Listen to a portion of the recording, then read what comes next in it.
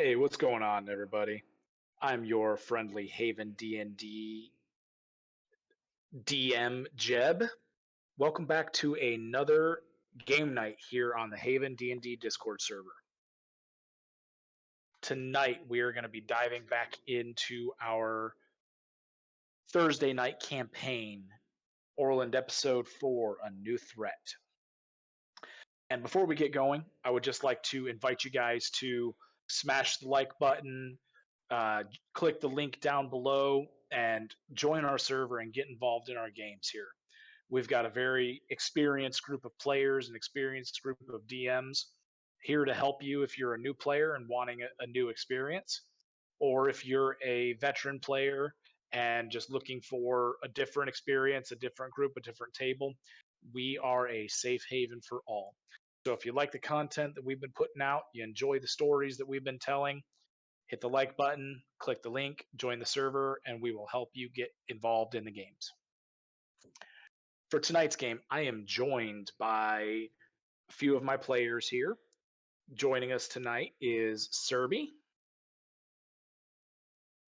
Tyler, Yo. Fenris, What's up, guys? and Tormy. Hey yo. Sorry, And- my mic was muted there. What's up, everyone? And Miss Dutchy will be joining us when she is able. So, to recap where our group of adventurers have been, speaking of Dutchy, there she is. It's like you knew I was talking about you. Shocking.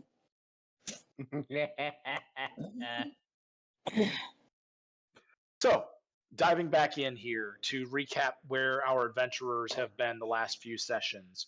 They faced a grueling challenge inside an unexplored area of Sorla's Uncle Jebulin's tower. After which they found some disturbing news about some potential experiments that were going on and believed that those were being done by Alar, who Sorla revealed to be her warlock patron. After that, the group reconvened in Altessi, met with Alexander and a surprise visit by the recovering King Rybran, and then met with Lana, the jeweler of Altessi, who put them in touch with a world-renowned seer, who gave them a very foreboding prophecy.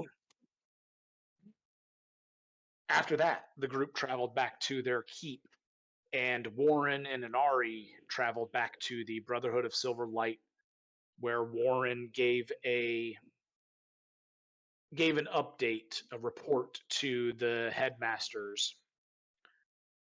He was also given a list of contracts to pursue as part of his trial to become a master himself.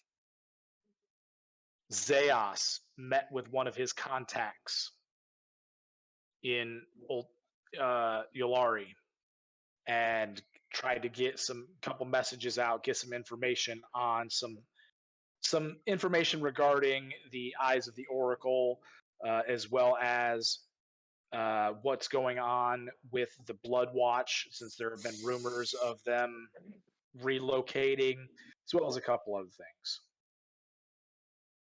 Raiden decided to do some tinkering and came up with some ideas that he wanted to run over with Warren when Warren came back. And that is where we left off last game. A few days have passed, and I'm going to turn it over to my players here to tell us what your characters have been doing the last couple days. We will start with Mr. Serb. Zeos has been spending the last few days with the guards testing the guards, training with the guards, uh, trying to make our keep safer.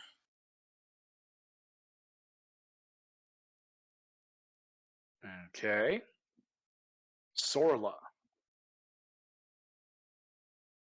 She's is- just been basically studying, reading, trying to figure out what's next.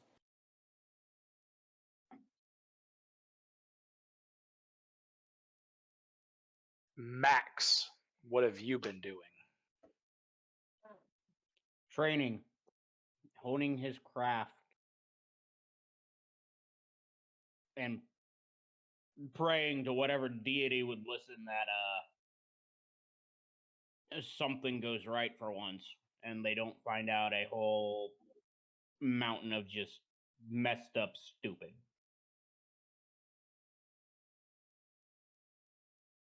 Raiden, what have you been up to? Well, Raiden would be working between his study and the lab with Warren. One going through and using some of the mithril to refine refine his prototype and make it more of a less of a test project and more of an actual thing. Okay. Are you referring to the mithril you guys have found in the Dragon Tooth Depths? Yes. Yeah, the chest of it that's sitting in the lab. Did you have that refined anywhere? Nope. We haven't had access to a masterful smith to do so. We just had the people that came to work on the main structures. So Oh, well, I thought we had smiths and shit already hired and stuff. Not quite. I don't. I believe You guys gave some of it. You gave some of it in trade to the master masons as part of fixing the keep up, but I don't believe you guys actually took the raw mithril anywhere to have it refined. I believe I suggested that we get the blacksmith area up and running and hire one. Yeah, that was one thing that you did recommend, but you guys have not had an opportunity to do that as of yet. And I am being driven mad by these black beetles. Then I won't be doing that.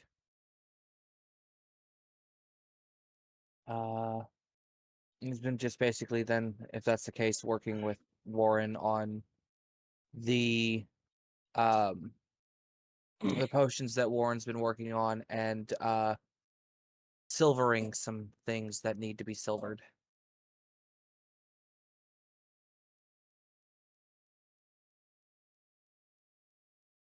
Okay. And that leads us to Warren.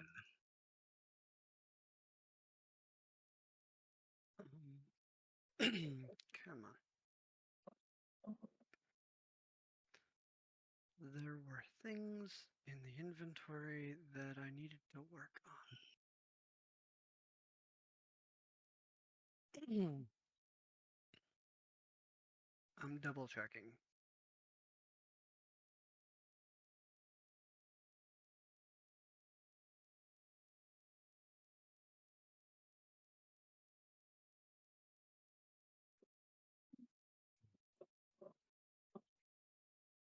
Um, re doing more of the healing potions.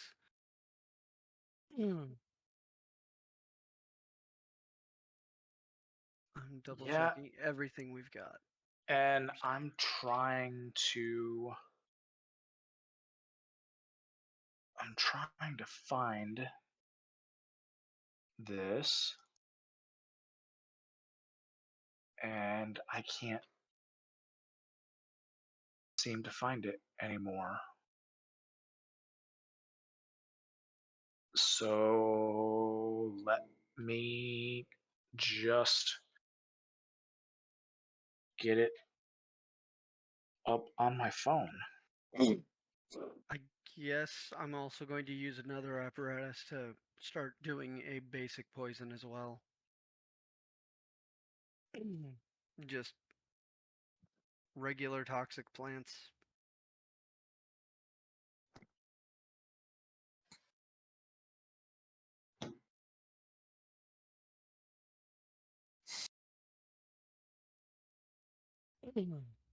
So that our roguish friends can start applying them to their weapon things. Yes, give me just one sec here. What are you looking for, Jeb? My alchemy source book here that I've been using for all of the stuff, the potions and everything that Lauren has been working on crafting. And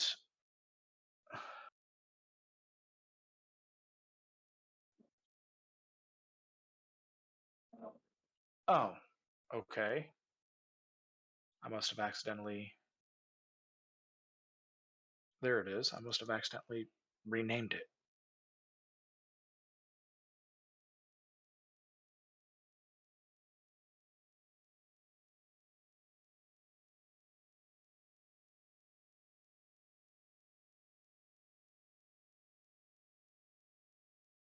Okay.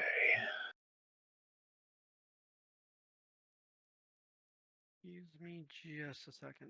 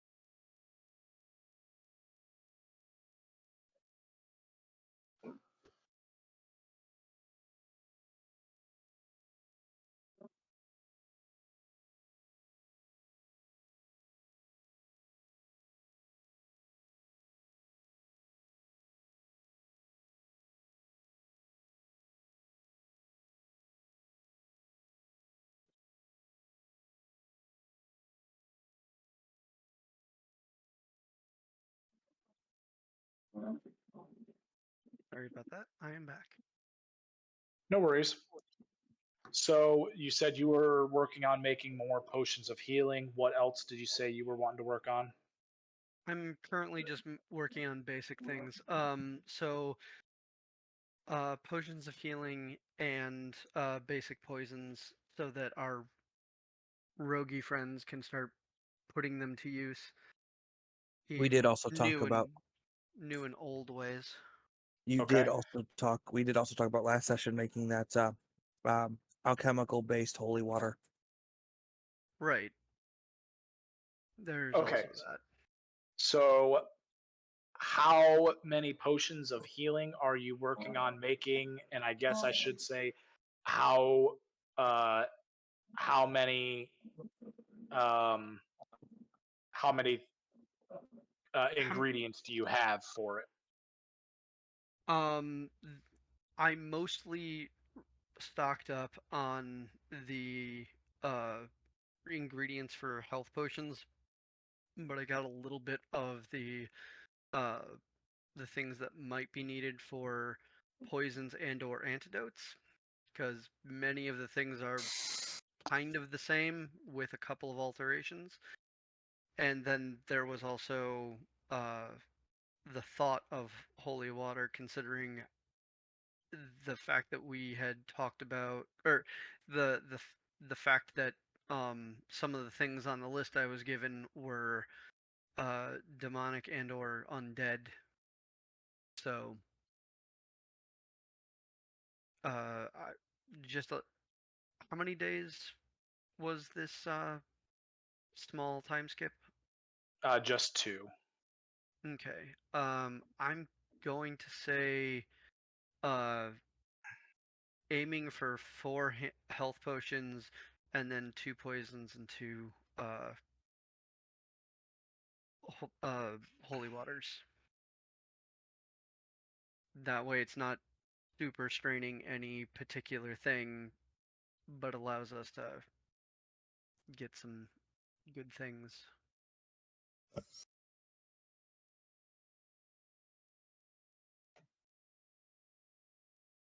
Okay. So go ahead. We'll start with the the potions of healing. Go ahead and make me 4 uh 4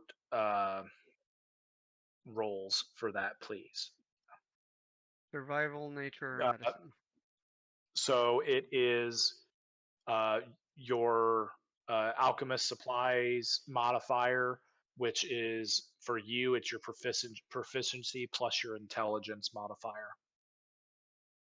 So +4. So with me helping him this entire 2 days, would those rolls be an advantage? Are you proficient with the alchemist supplies? I'm proficient with a lot of stuff, and that is one of them. If you're proficient with the alchemist supplies, then yes. I'm proficient with alchemist supplies, disguise kit, forgery kit, poisoner's kit, thieves' tools, and tinker's tools. Okay.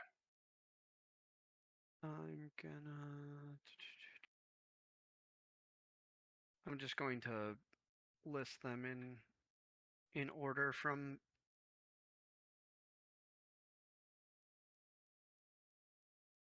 getting the advantage.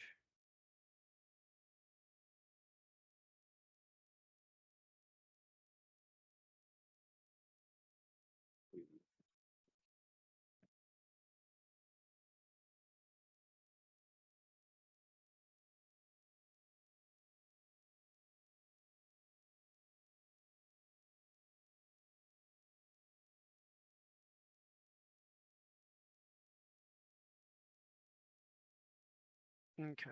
A 12, 15, 20, and 24. 24 being in that 20. What was the lowest one? A 12. Okay.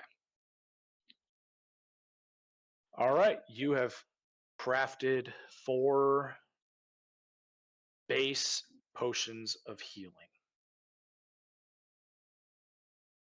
And Excellent. how many poisons?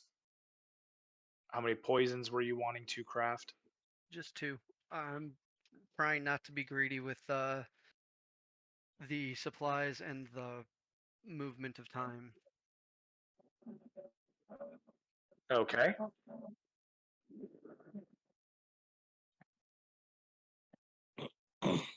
Would this be the same rolls? So, yes, it would be the same. It'll be the same rolls. The um, alchemical base for the poison is brimstone, and then the special requirements um, would be that it does take up any potion as well. Okay. So essentially, either two of the ones that you had were working on before, or 2 of the ones you just crafted will be used up. Let's see.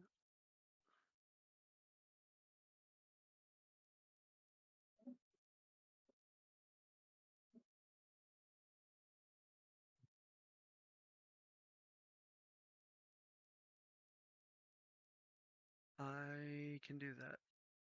I'm just going to get rid of the ones that are in my basic inventory. This is actually the first time in game, in a session, that we've been able to use these new formats for this stuff. That's a 21 and an 18 for doing that. Okay, go ahead and add two. The homebrew item is actually listed as potion of poison. You can go Yep. ahead and add two of those to your inventory.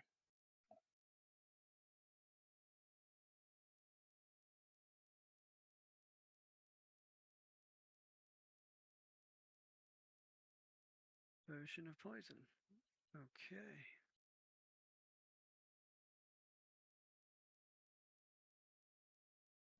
That'll be armor chest. Okay. And then we have two holy waters that we were going to work on. Yes, and I am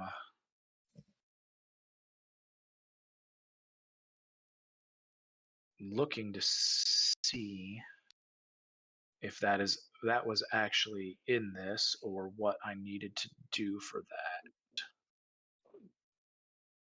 A regular flask of holy water.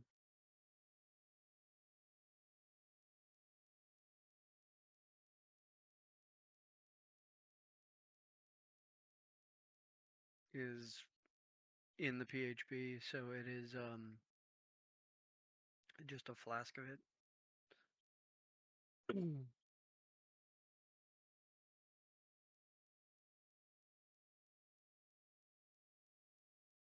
Requires water and 25 gold worth of powdered silver. Oh, there we go. And how much of that were you wanting to make? Just two of them. Okay. And remind me, what was the purpose of the holy water? Because part of the list that you gave me has demons, devils, and undead. No, that's right. So, did we come across them? It's just another thing that we can use. Okay. Okay. So a couple days have passed. What are you guys wanting to do from here?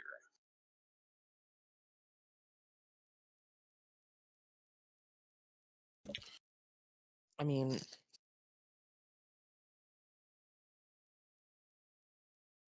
we were we were waiting for Alex to check in with us about a meeting with the other group, so Yes, and the other group still is technically not on this plane of existence, so he has not been able to get a message to them and a best message back to you for it. Technically, one has been back to not this continent, but this plane for about 20 hours and then back. Yes. Very much correct.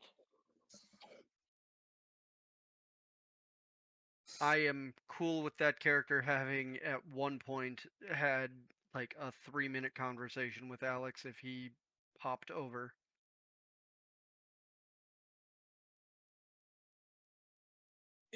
True, but If the other DM is also okay with it, that's I'm good with that, but Fine by me. because they haven't yet returned, he wouldn't yeah, have anything to give to your group. that's more than fair. All he would have been able to say is like, okay, they've been informed and they will be on their way when they can be. But that is like saying the herd of puppies will be on their way when they are done napping.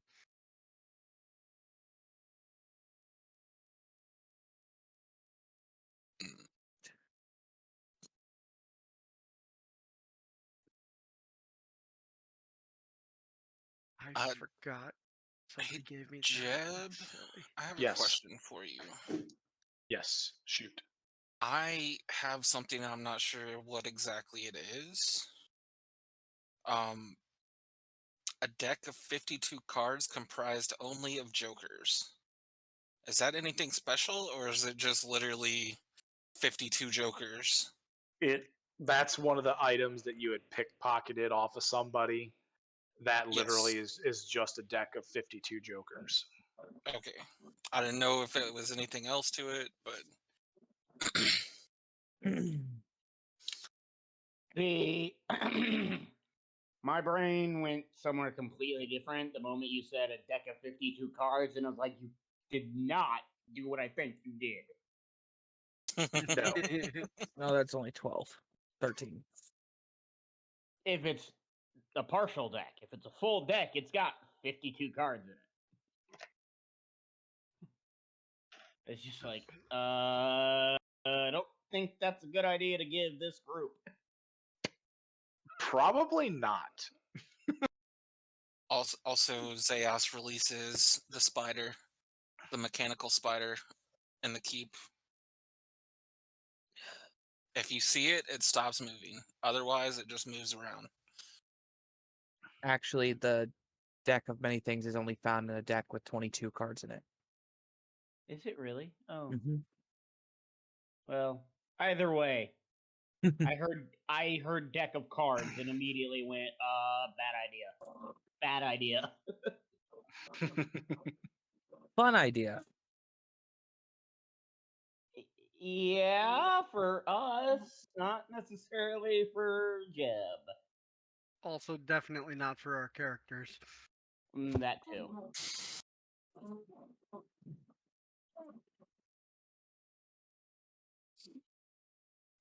So, what are y'all doing?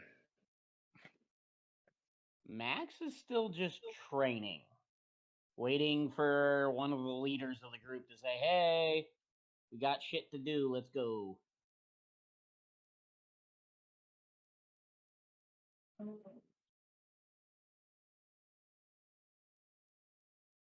Um,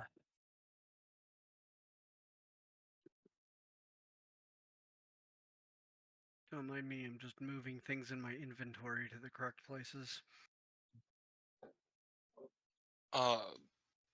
Zeos is gonna go to Warren. I have some things that I don't know what they are, and I'm hoping that you can help me out. I'll be happy to take a good look. He lays down a piece of crystal, and it faintly glows in the moonlight. Obviously, there's no moonlight in here, but just so you know, I don't know what it is other than that. Hmm. Let's take a look. And what would you like me to roll to see if I know anything about it or know where to go looking to find the information? Give me just 1 sec.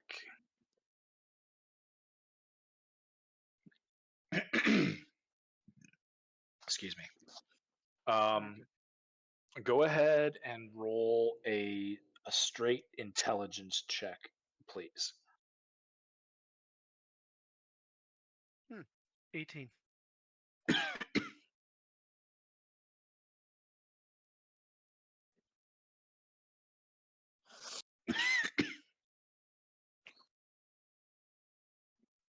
Okay. And roll me a D100. 44.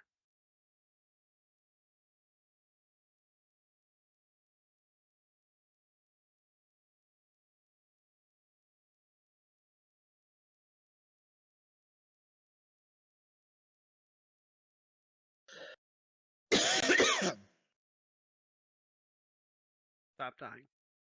I can't make any Promises. make any promises.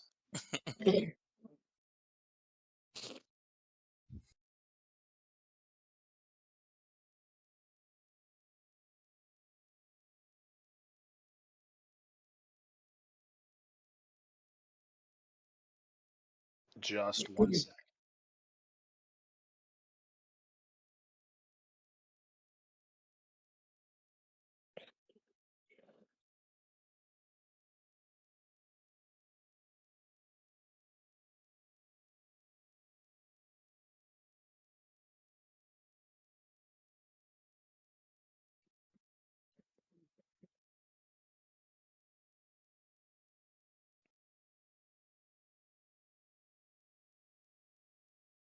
Okay, sorry about that.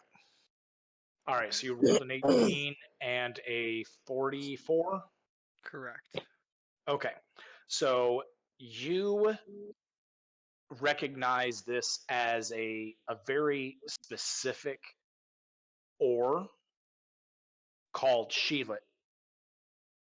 There's nothing terribly special about the ore itself, other than the fact that it glows under under the moonlight.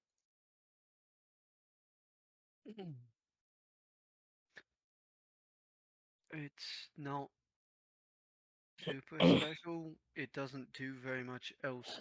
Like, it's about as potent as steel. The only real difference is it glows in moonlight. You would also know that when it's refined with other ores, that it can be used to make a steel that would also glow in the moonlight. If it's made together with other materials, it will still hold that property, though. Don't know how to do it, but I know about So, it. like one of those, what do they call them? Moonlit swords? Moonlit weapons? Yeah. The moonbeam swords, the ones that the only thing about them is they light up. They don't really help you in any other way, and well, I guess technically they work like a magic sword against things that require magic. Then he lays down an expensive looking platinum ring. Oh, actually, it looks like I have 2 of those.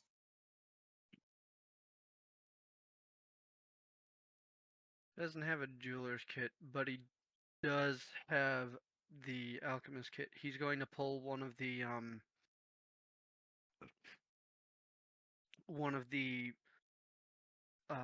beveled bottom beakers and take a deeper look at it so that he can slightly magnify this, see Okay. what it might be. Hang on. I think I might have something better than that.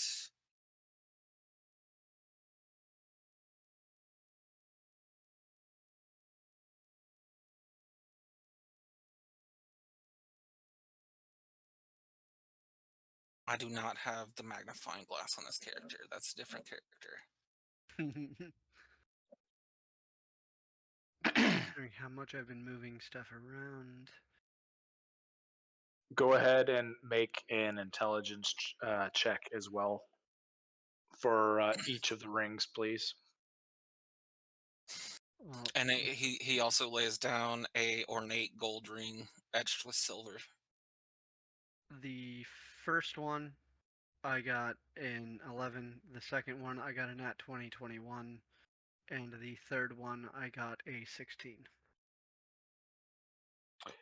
Okay, so the first one was for one of the platinum rings. It looks like a rather ornate platinum ring. Not being a jeweler yourself, you're not quite sure what it might be worth, but he should be able to get at least 10 to 15 gold out of it. The second of the platinum rings um, looks a little bit more lavish than what the first one did. It's got some more intricate carvings in it. It's actually been wound by several strands of platinum together to make the base of the ring.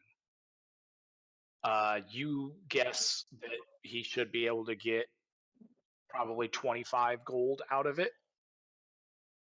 Again, you're not quite a jeweler, so you don't know exactly what he might be able to get out of it. And then the third one, the gold ring, looks like a typical ring that you might find on a minor lord or lady. It's not anything worth terribly much. He might be able to get maybe 5 gold out of it, you'd guess. I mean, from what I'm seeing, they got nice detail work, but I don't know. I'm not a broker.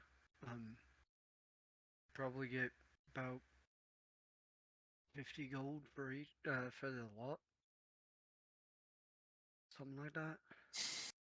Are they magical? They don't appear they don't appear to be magical to your eye, Warren. We got one or two ways that we can do check that. One is we can get one of the casters to actually see if they can see it, or and he just pulls out a file. Most magic things don't break easy. You know what? Let's hold up on the file. Raiden being in the back finishes silvering his 4 darts and looks over and he goes, "If you want to tell if they're magic, I can take a look at them. Shouldn't take me more than 11 minutes to do so." Go right ahead. Oh, and you two. He breaks out 8 basic vials of poison and then the 2 uh potions of poison and just puts them on a table in front of everyone, and those 2 are potions of poison. Those 8 are just a basic poison. I figured you 2 are the ones that could put the most use into them. Fair enough. Raiden's gonna ritual cast detect magic. Okay. After your ritual is complete, you do not detect any magical aura coming from any of these rings. Looks like your rings are standard. There's nothing magical about them. I mean, I had to try. It's fine. If you're looking to offload them, you can always visit Lana in Altesi. She does decent work.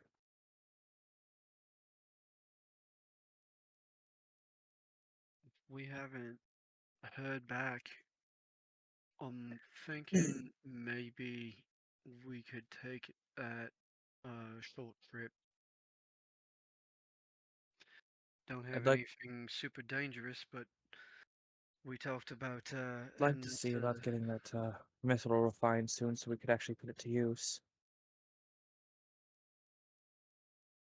we don't have any Dude, master smiths, but I was kind of thinking about taking you up to Care Dragmont. You said you wanted to take a look, and just having proof I could scratch one of my 8 tasks off. You can do that. That doesn't sound like a bad idea either. You're gonna need a horse. I'm Ah, gonna go by Pad. I'll pick up. I'll pick Dusk up from the stable before we head out.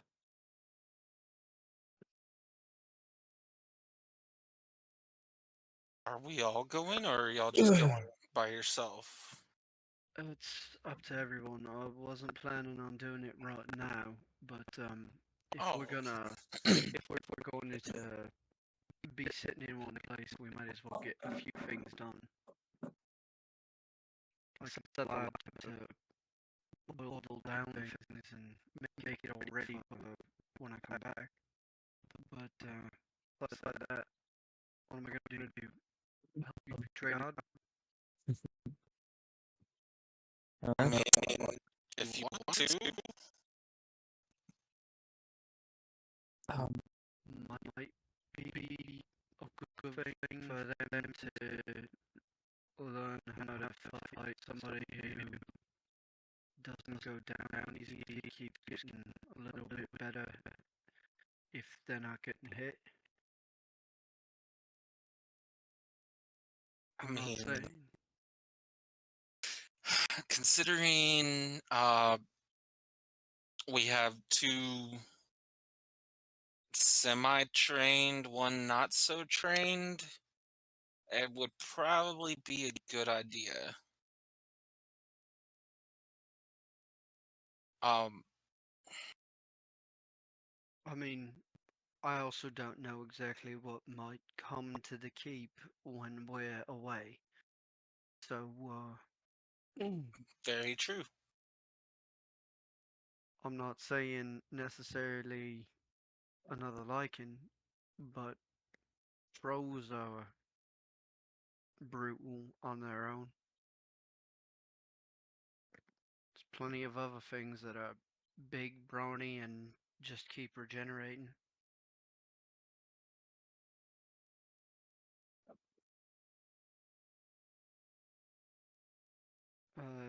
Actually, hold on.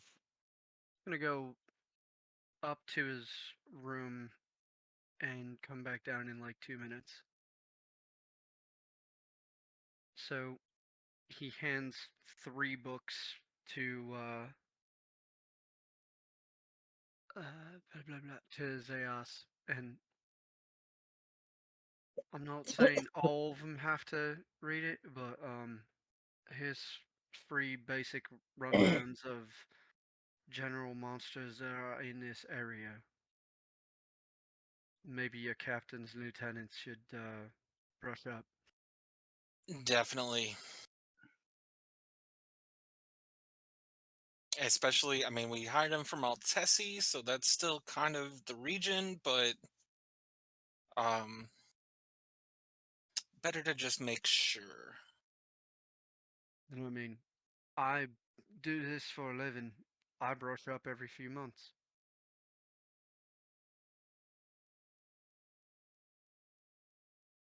Yeah, it's probably a good idea too.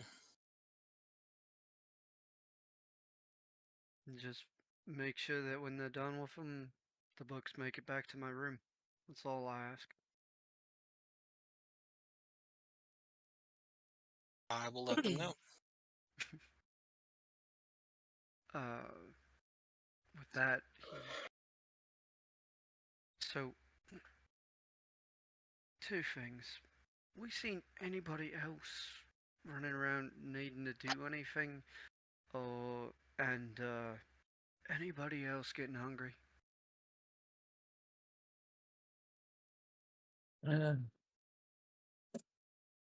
it might do us some good to eat something. Doesn't Yep. need to be anything huge. We can like go bug the kitchen, see if we can get some sandwiches slapped together. Sit down, have a nice talk. Figure out what we do next. Um, you guys can head that way. I'm gonna head up to the study and put a couple things away. I'm gonna run by the guard captain. Um,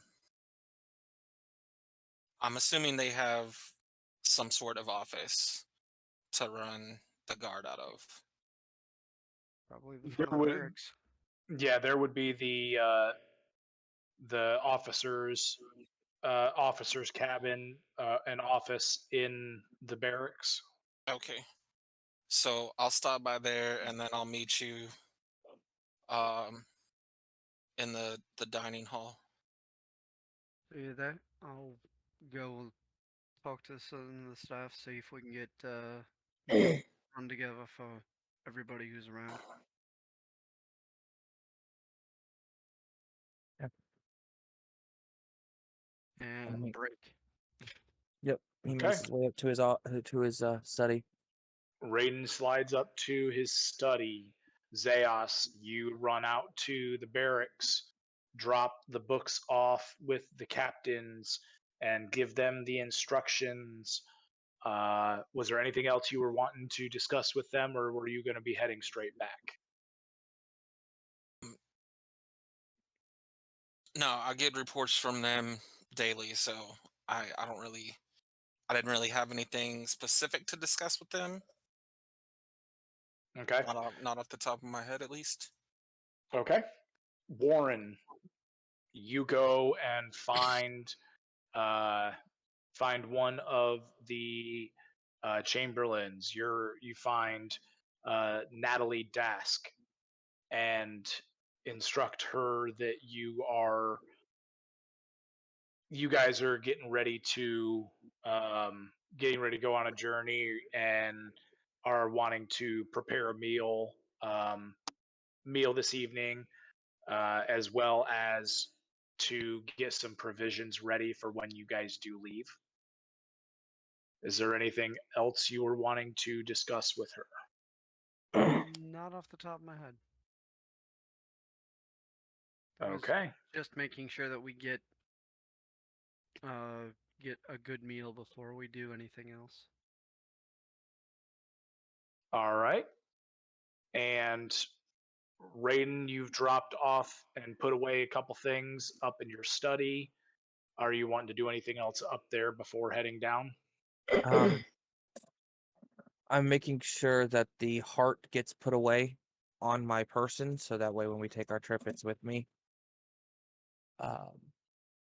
And that the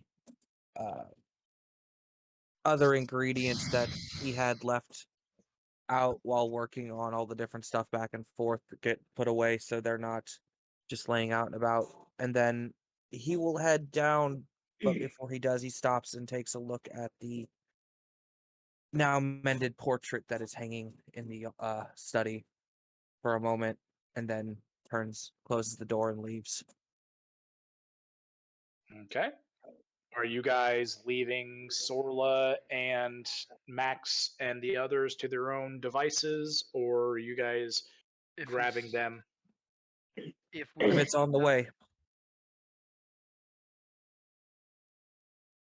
Well, most of your guys' rooms are in the same area of the keep.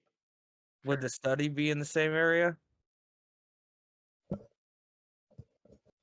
The study, probably not. Well, and I mean, Max is outside the training yard, so I'll grab So- Max on the way back in from the barracks. and he will follow along. how about Sorla? Sorla's still reading. I can snag. I can snag the rest. We don't have the other two, so Just not had a gonna. different thought. I can bug our groundskeeper Austin. See if I can get him some live clippings or live not clippings the living seeds and things for some of the plants that are regularly needed for the things that for the potions of healing and the like. Definitely get him a Get garden get a- going. yeah, get a healing an herb garden going for all of the things that we may need for potion crafting. You know, we should really have them build a greenhouse around here somewhere. I mean, not Was far off from not far off from the guard barracks. In that's a pretty good spot. so we need to stop in town and speak to the master crafters again, I'm guessing. Get them to come up and build us a greenhouse and finish the uh, blacksmith area. See if they know of any blacksmiths that would be willing to take up with us.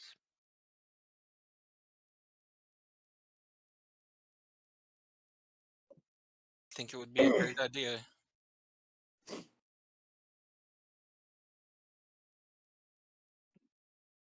All right. So do you all make your way into the dining hall?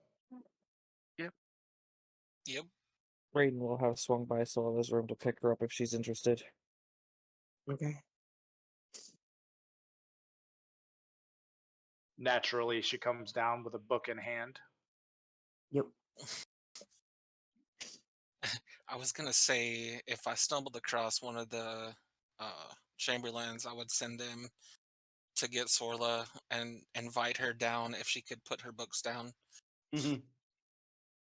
Hey, at least Sorla doesn't perpetually wake up with just a crease on her face. Yes, yes, it happens. Years of practice. All right. You all enter into the dining hall and seat yourselves.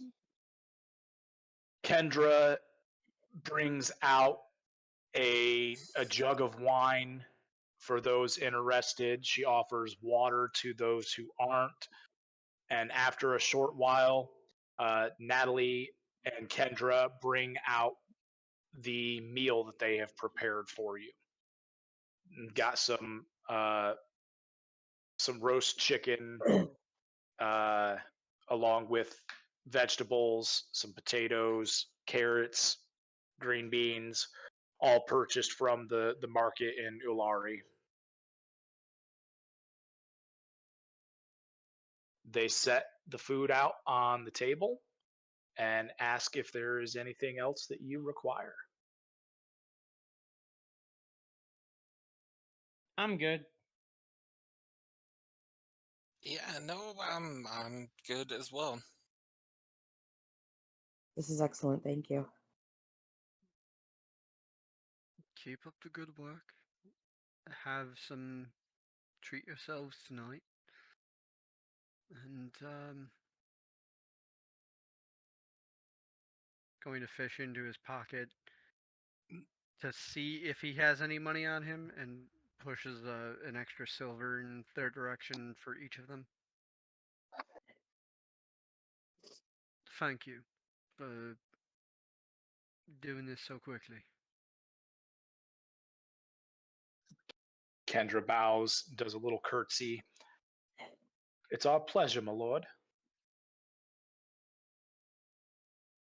They take the silver from you and head back into the kitchen preparation area to clean up. So what's the plan? Zeos looks over at Warren. You do realize I've paid them for the whole year to do this for us. Yeah. But if I pay them a little bit more, they will bring my food faster.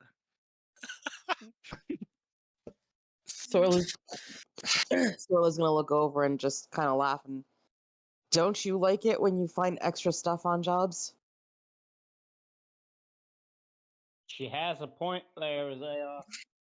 Sticky fingers. Yeah, yeah, yeah.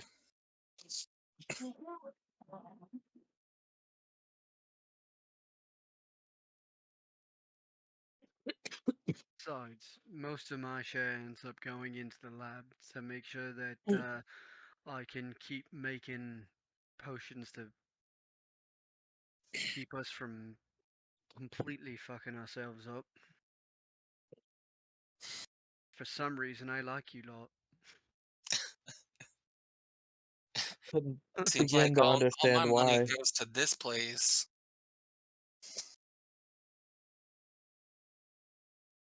Oh, by the way, he pulls out the parchment, and this isn't by any means a, this doesn't take precedent, but he slides it out onto the desk, or onto the table. I'm up for my trials to become a master, and, well, if we stumble into these fights, or find out that they're in our periphery,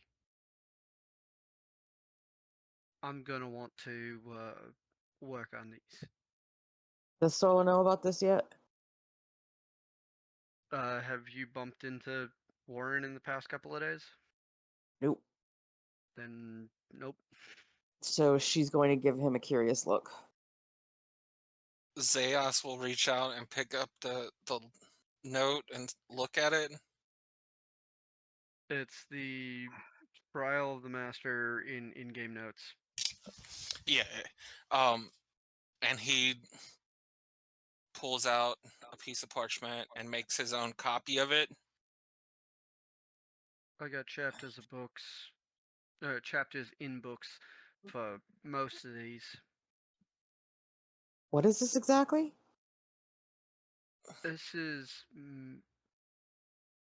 a rite of passage in the order, from being a simple brother to becoming a master, being able to take on my own missions without needing clearance from the Brotherhood.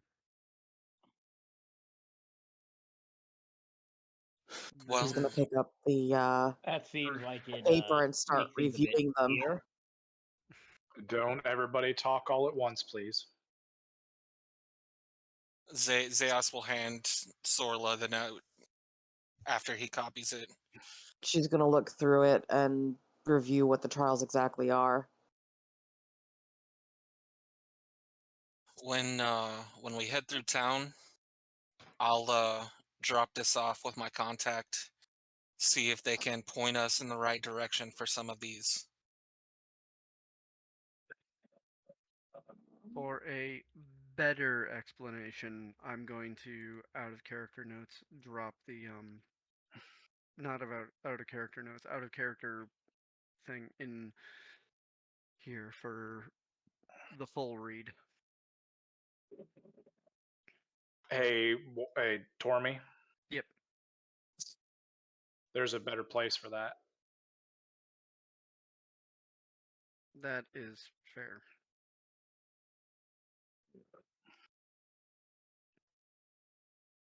Out of game notes. Isn't it already there? It was not. Okay.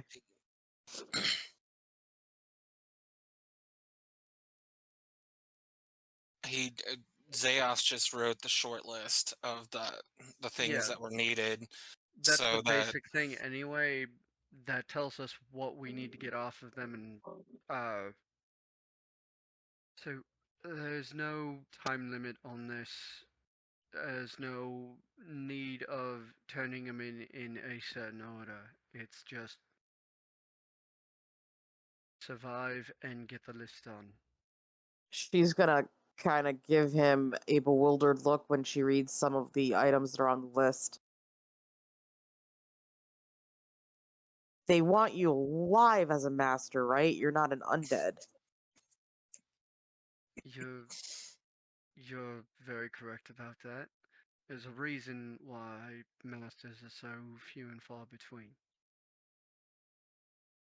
Because they're dead. And she's just gonna like lift the note up, like, what the hell? Most of the Brotherhood, most of the brothers and sisters, we don't go into anything half-cocked. We go in knowing what we're getting into, what we're capable of, and we know not to go alone. That's why I'm giving you the heads up now. I'm studying up on them, making sure I know what they all can do. But I wanted you all to be informed so that you didn't just follow me into some dark corner to go fight some weird tiger man with backwards hands. Or, a beholder? So there's a wonderful thing that makes beholders easier to kill than most people make them out to be. Two things, really. One, they are all egomaniacal. And two, even with all those eye stalks, most of them don't look up.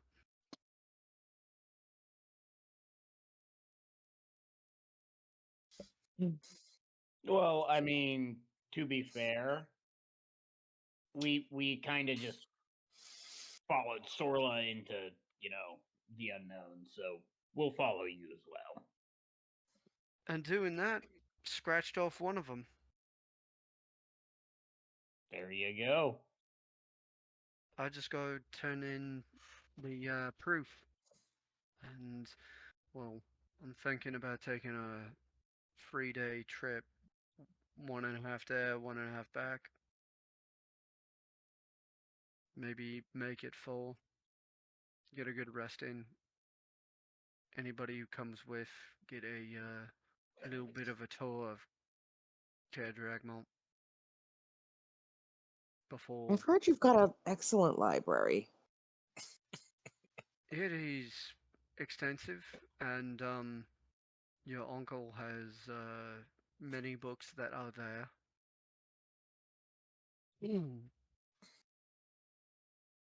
And I think it's only fitting that I visit.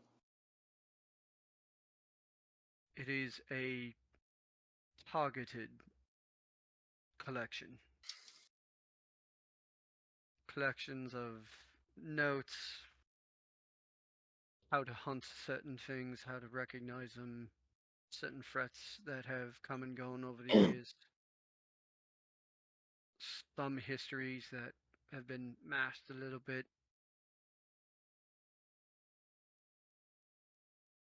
After all, you don't really hire monster hunters if you want what you have them hunting to be known to everyone. If you do, you send in the army.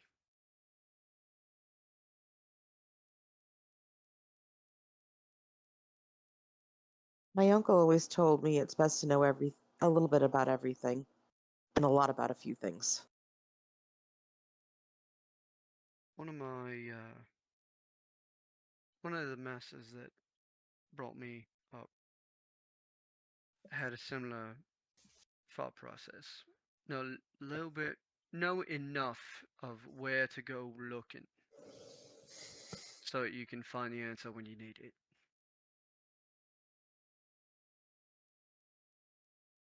And in my more rebellious years, most of my punishments were either cleaning things out or reading books that I had already read. You should never read a book just once. Around the 5th time, it gets a bit.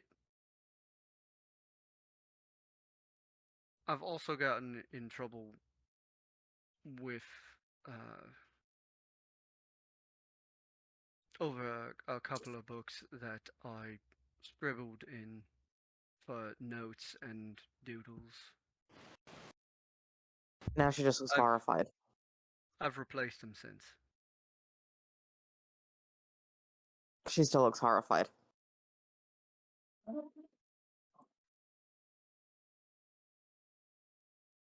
But I plan on going with Warren when he takes this trip. Anybody else who wants to tag along? We haven't heard anything back from Alex. And everybody knows to come to this place that we have run into that we want to continue to interact with while we are waiting to find our next step. So, Plus, we also have a bunch of mithril down in the lab that needs to be refined. We can't get a smith to do it for us here. We might think about taking it to Eamon in Altessi.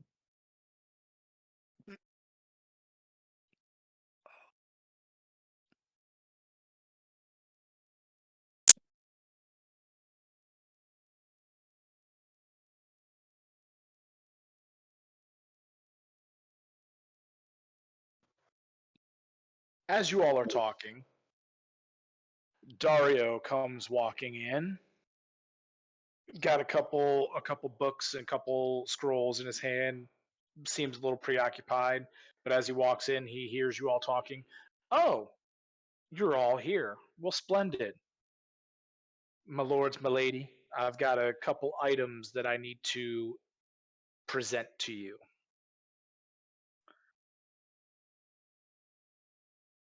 Well, get on with it. we're listening. He pulls out one of his scrolls and opens it up and starts looking at a small list that he has been keeping while you guys have been preoccupied and away.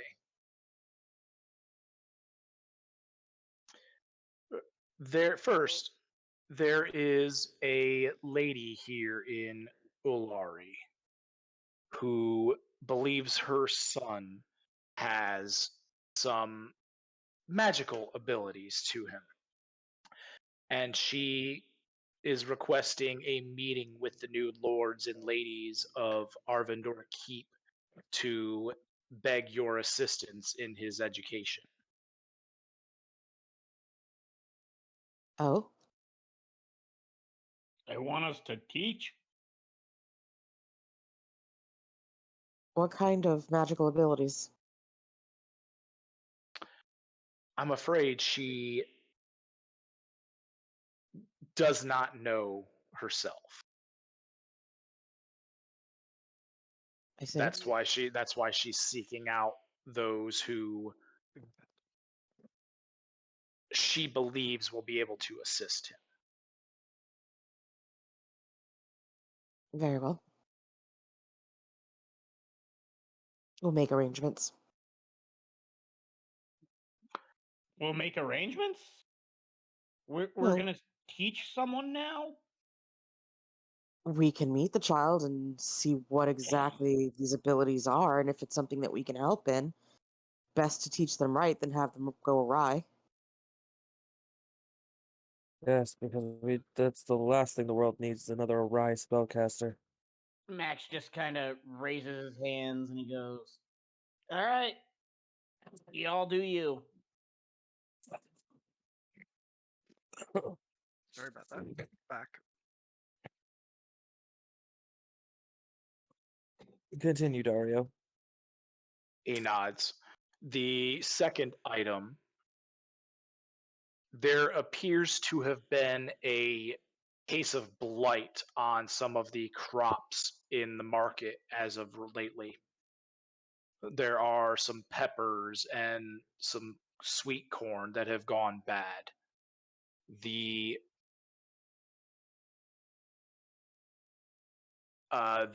farmers are going to be a little short on their taxes due to the loss of the crops. Are there any druids in the area? None that I am aware of. We'll have to see if we can contract a druid to pay a visit to the lands. He nods. Third item, there have been some sailors that have come into port spreading some tales about a dragon on the rampage.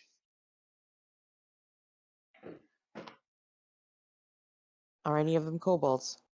Warren perks up. Dragon? Where at? Evidently, the dragon has been wreaking havoc on small villages in between Oltax and the Tel Arnor swamps.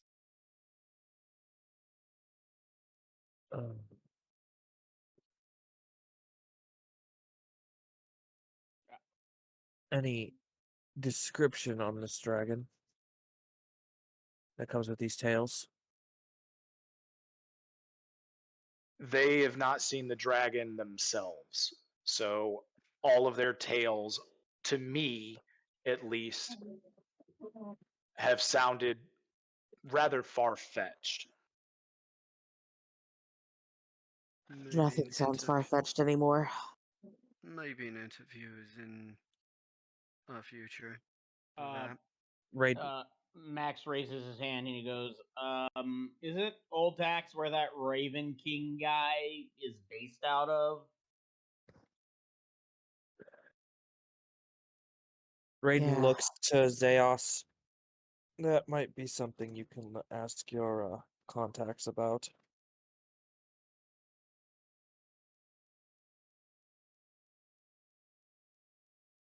I think you're on mute, sir.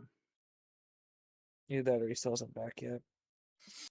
I am making a note of that right now, so I won't forget like last time. So I'm asking about the dragon attack. Attacks. There's been multiples, according to the stories.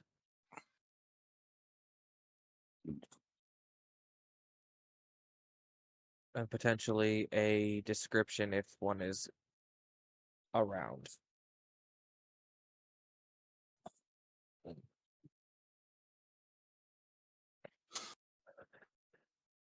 And I do believe that that is all that I had for you at this time. Very well. How are our stores and the like? He bows his head and looks to Zeus. My lord Zeus was quite generous with the funding that he provided us. Our stores are in good supply. Well, at least one thing seems to be going in our favor.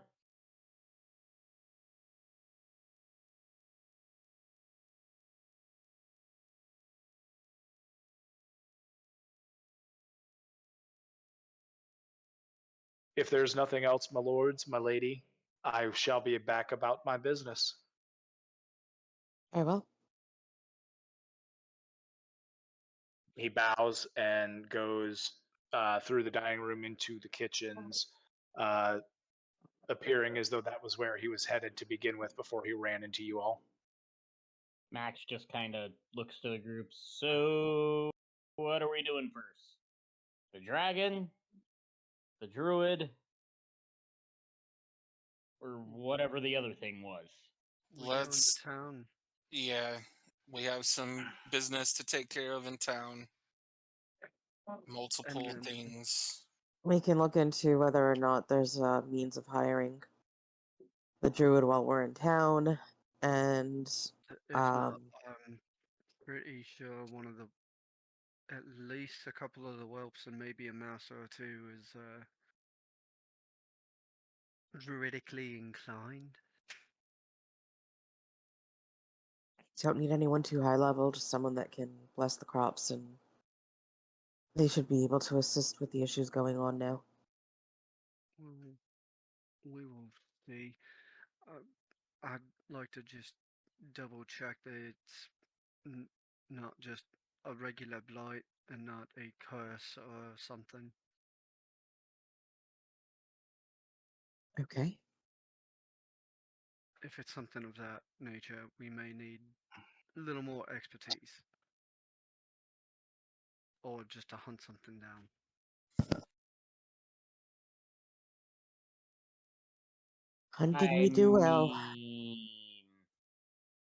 y'all are kind of missing the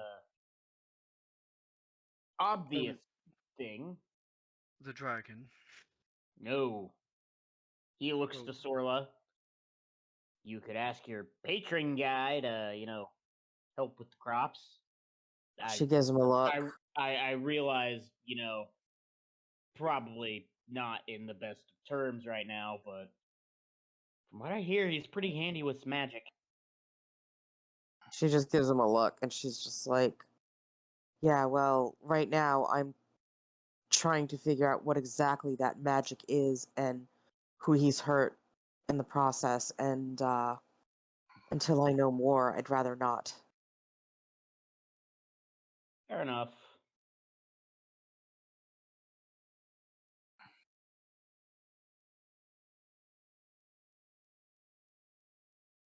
Well, if we're going to town, we should probably get going. Good one. Scoops up the remainder of what what was on his plate between two pieces of bread and starts walking.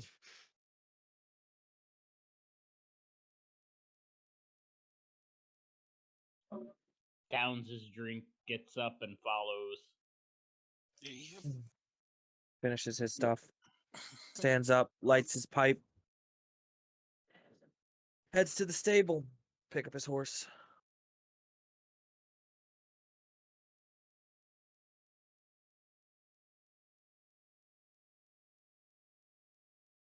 Zayas, you were saying something? We probably should have given Aerolith a little advance notice for all of us coming this way, but he'll be fine. Who? Aerolith, our stable master. No.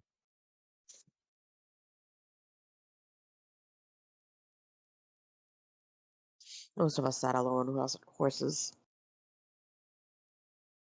All right. Well, you guys all head out to the stables, where indeed you do find Aerolith, who is in the middle of brushing down Dusk. He does not seem to notice your approach. Raiden will. He's invested in his work. Raiden will approach from the opposite side of Dusk and just run his hand down the side. Aerolith sees you when you approach on the other side. Oh, Lord Raiden, what a pleasant surprise. Doesn't Dusk have a sheen to his coat today? Very much so. Aerolith, we're planning to head into town. How long would it take you to help get the horses ready?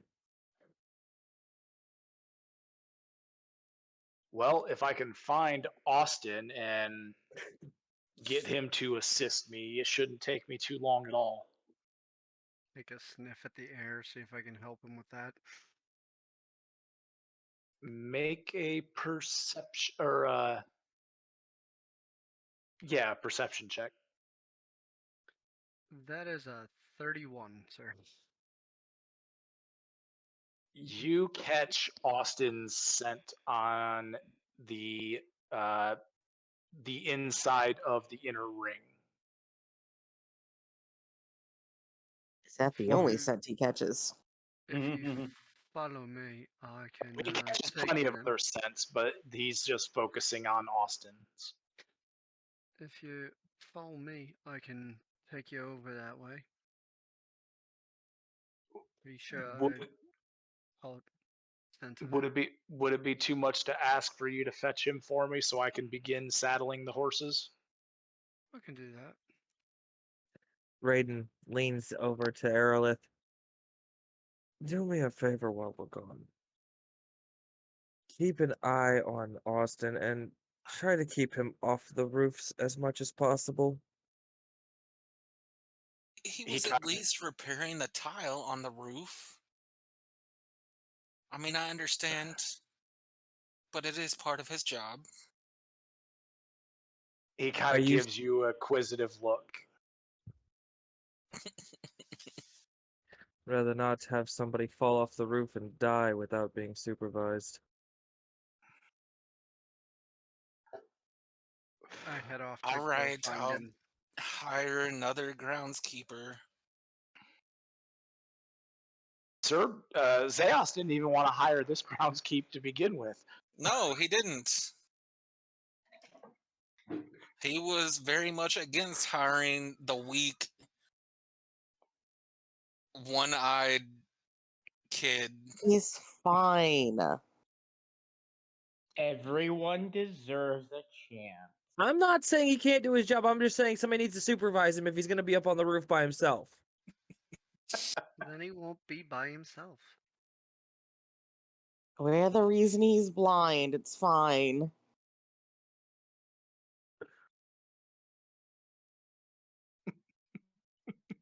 Raiden's going to help Aerolith get the saddle and the barding on Dusk. Okay. Warren goes into the inner ring and finds Austin, who appears to be working on patching the well, the wooden roof over the well. I circle around so that I get into his view before I start hailing and make sure that he doesn't like get shocked and hurt himself or throw the hammer down the well. Um Austin, two things I want to bring up. One, if I get you a bunch of seeds, can you start a garden to start making sure we have the herbs to do the potions that I've been working on? I think I could do that. Where would we put it though?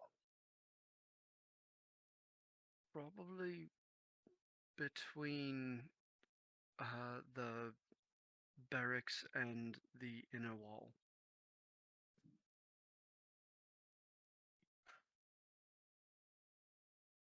It won't be much of a garden, but Doesn't need to be to start. And the other thing, we can talk logistics on that one later, but over at the stables, they're needing your help just to get all the horses together. Can you come with me? oh, okay, yeah, I can do that. And you see he lays the hammer on the edge of the well and starts walking that way. I real quick move the hammer down off of the edge of the well onto the ground.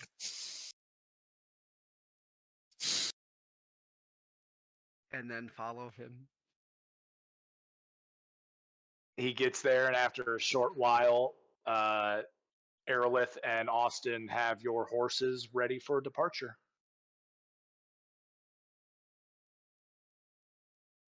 Alrighty. Mounts up. When did, Shall When did you we? become a Westerner? I was just getting ready to say, when did Max become a Westerner? What, mounting up? That's. No, you said, Oh, alrighty. Oh, that I was talking to myself because I just got a text message from fucking work. I'm like, great. You gave it a southern drawl. I know. I don't know why, but I did. But yeah, Max just mounts up and, well, if we're going, we best be on our way.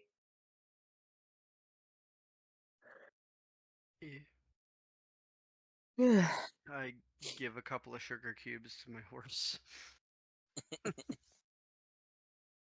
Is Warren traveling by horse?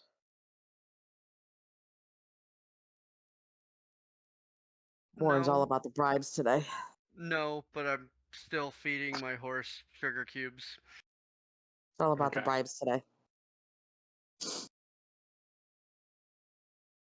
Because there's a possibility that I am going to be leaving the town and going in a straight line. You and me both. So once we get outside of the wall and a little bit down, I'll shift into full wolf. So are you going straight to the order from town? I might be. Oh, I'm because going to Sorla was see. going to go to the order with him.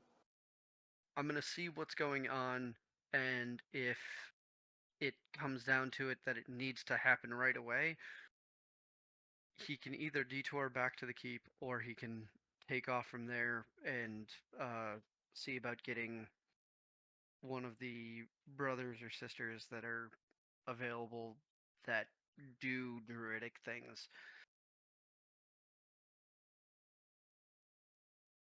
and maybe grab a book or two on the how to raise certain plants that we use for potions. Oh, let's just send them halfway across the continent. That'll I mean, help. Sorla was promised a library, so just saying. We're not going halfway across the continent. We're going into town, and then it's literally a 2-day trip Oh, behind our keep. I was making a reference to let's go ask Lily they. Obviously, the joke was not well received. Did It's not hard even for the think joke about. to be. Yeah, it's hard for the joke to be well received when you were the only one that got the reference. Which is slightly disappointing.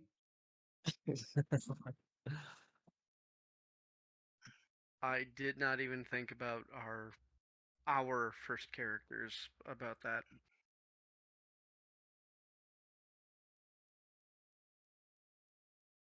Anyway, Braden's going All to right. run up giddy and up. head out. All right. Giddy Well, up. you guys. Somebody, go ahead. Let's say you guys all head out and make the couple-hour trip into town. You leave your horses at the wow, I just lost. Stable. No, it's not the stable. The Fun stable. At the thing with the people. at the thing with the people. Yeah, think of like an old western, Oh, the old posts? western theme. The posts with the water troughs. There, they've got several of those. You tie your horses up and leave them there on the square.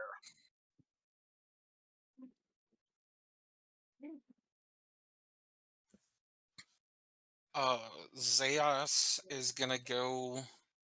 He's gonna separate from everybody else and go to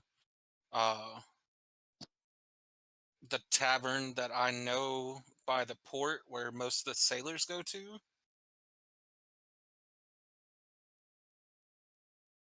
Okay. To see if I can get more information on the dragon sightings.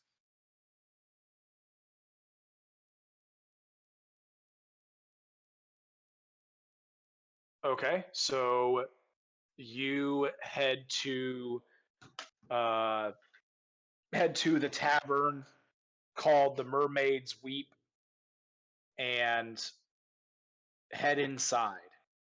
And inside you see a large group of sailors of all races and sizes, being rather boisterous at one of the main tables in the center of the tavern. It appears as though they had just made port. I'll head over. Can I buy you guys a drink? You see a rather thick human, big, muscled, tanned arms protruding from his sleeveless shirt. As he spins around, a tankard in hand, you can see he's rather inebriated. He throws his arms up and make a dexterity save real quick.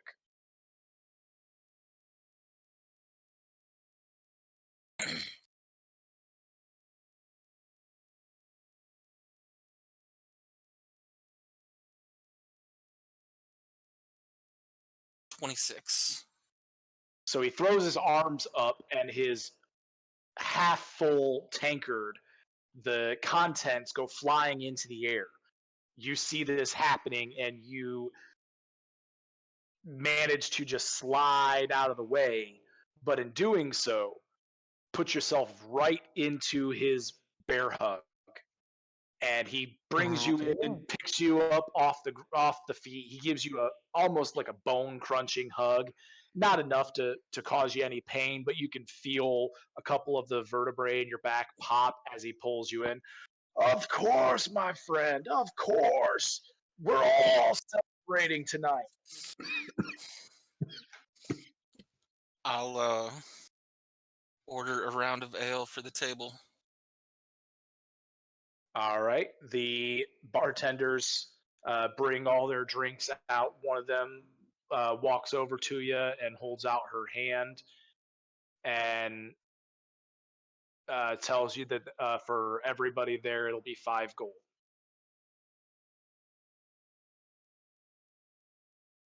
Done.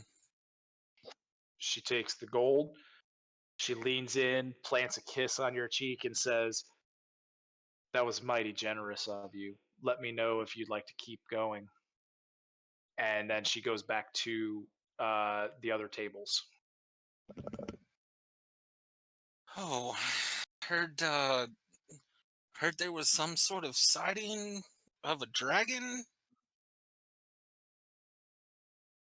The inebriated human that picked you up in a bear hug takes a long drink from his tankard. I'll Oh, be right back. aye. There's many a tale coming about a dragon on the rampage in Oltax. Word is, it's burned down 3 villages already. You see a half orc across the table pipe up. He also looks like he's deep in his cups. He pipes up, 3? It's been at least 6 villages. Another one. No, I heard it was 12. Make your insight. Yeah, I just 17. Q bar fight. He Pretty much. I mean, you get the feeling that both of them believe what they're telling you.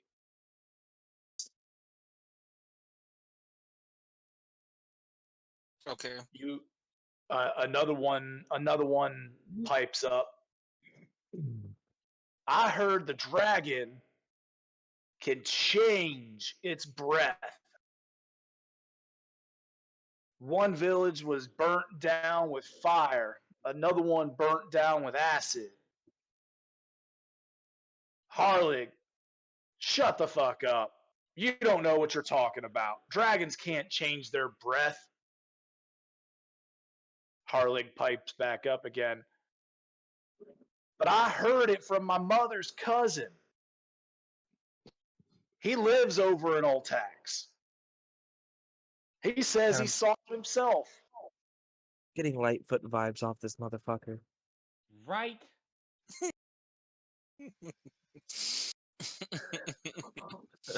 I've got a solid question in out of game.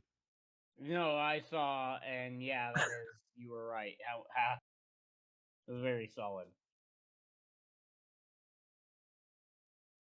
Oh, you think the dragon could have more than one head? Harlig looks over to you. He kind of sways a little bit. Eyes go half closed. I ain't heard nothing about no two heads. You ever heard of a dragon with more than one head? Yes, I have. I've heard of a dragon with 5 heads. I call bullshit, sir. You can call it what you will.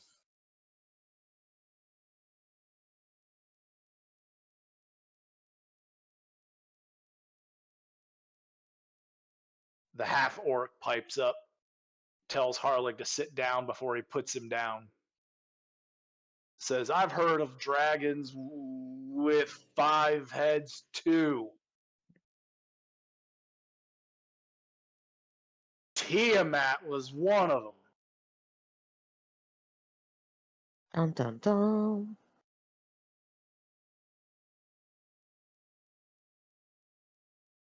At the mention of Tiamat, they all kind of go a little quiet. Mhm. Almost like a sobering silence. Now's a good time for another round of drinks. I'll wave the the maid over. She comes back over to you, gives you a wink. What can I do for you? Another round for the guys here. Them, not me. She kind of cocks her head a little bit. Not drinking tonight, are we? I have some other business in town. Oh, are you cheating on me already? Okay Yes, I'm cheating on you already. then. You see her get a little one of those fake pouty lips. Oh, all right. I'll go get the drinks. And then she goes, brings everybody the drinks, walks back over to you. And he hands her 6 gold. She looks at the extra gold piece and looks back to you, says, "It's only 5 gold, sir." Yes, but the extra is for you. At that, you see her perk back up. Oh, my lord is too generous. And Zaya straight up gets up and walks out of the tavern. There you go.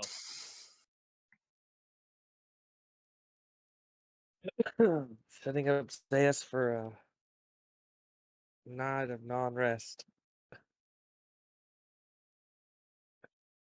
And after he leaves the tavern, he's gonna head over to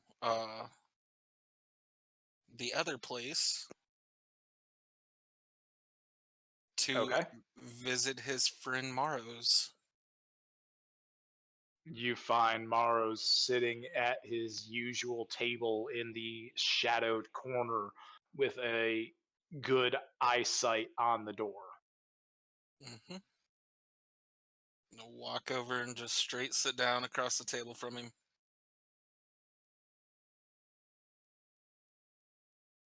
2 visits in less than a week. Either you're desperate for information, or I'm starting to grow on you.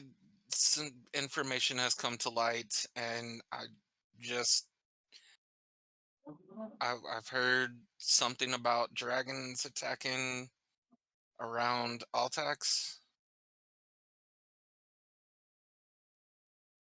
I've heard similar tales. The sailors, as I'm sure you know, can't seem to refrain from spreading gossip? Why do you think I frequent this tavern and the others? Yes, I went over there and spoke with the group. It, I I don't know what to believe because there's 5 different stories from 12 different people, and I that's why I came to you.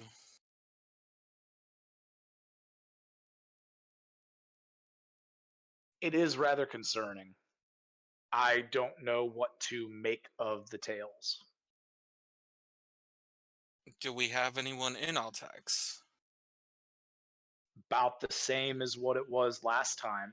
I can't get any messages in or out of the city. Did you find anyone yet to send? I know it's only been a few days.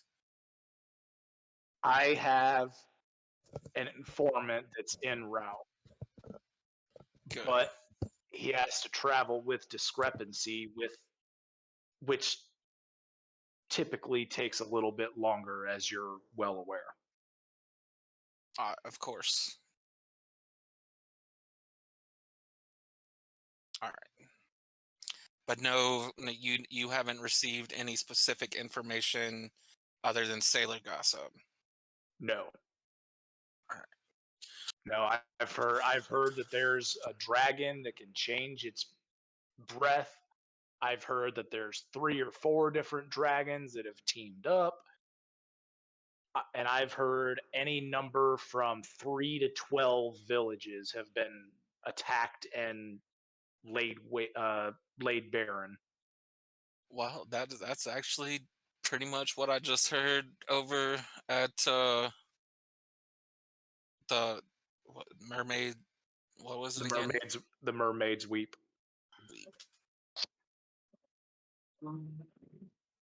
All right. Well, um, just get word to me at the keep if you hear back from anyone. I will do. If I may be so bold, if I'm going to be getting word to you at the keep, perhaps we should set up a dead drop.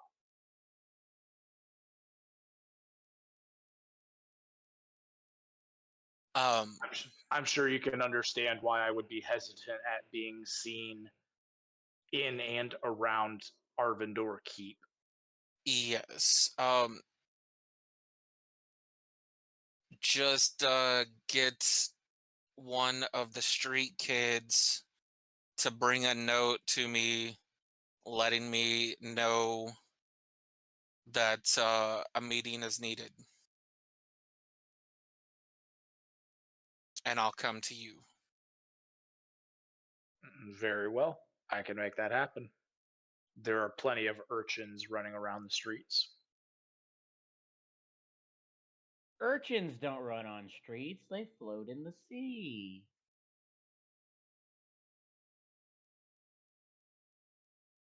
A mage hand reaches out and smacks Tyler in the back of the head. Okay, cool. You somehow figured out how to bring D&D to life and cast it through a computer, by all means, well, you need to be doing something other than what you're doing. I'll just send Gingy a text and tell him that he needs to smack you upside the head. Okay, he's not gonna do it. And then I'll head back out to find everybody else. Okay. That depends on the head. Damn it, Dutchy. That should have come from Jeb, not Dutchy. She's the one that said it, not me. Yes, Not I you- know, but that's not- normally a comment that would have come from you. Yes, exactly. And it would have Very been true. a damn it, Jeb from Fenris. Instead, it's a damn it, Dutchy from me. Yep. Oh, how the tables Okay. have turned. So while Zeos is gathering information, what are the rest of you guys doing? Max is with the group, just chilling. Well, Lack if of Zeos Chilling. went, if Zeos went off to do his stuff, we could divide and conquer. Some of us could go check out this child. Others can go check out the crops.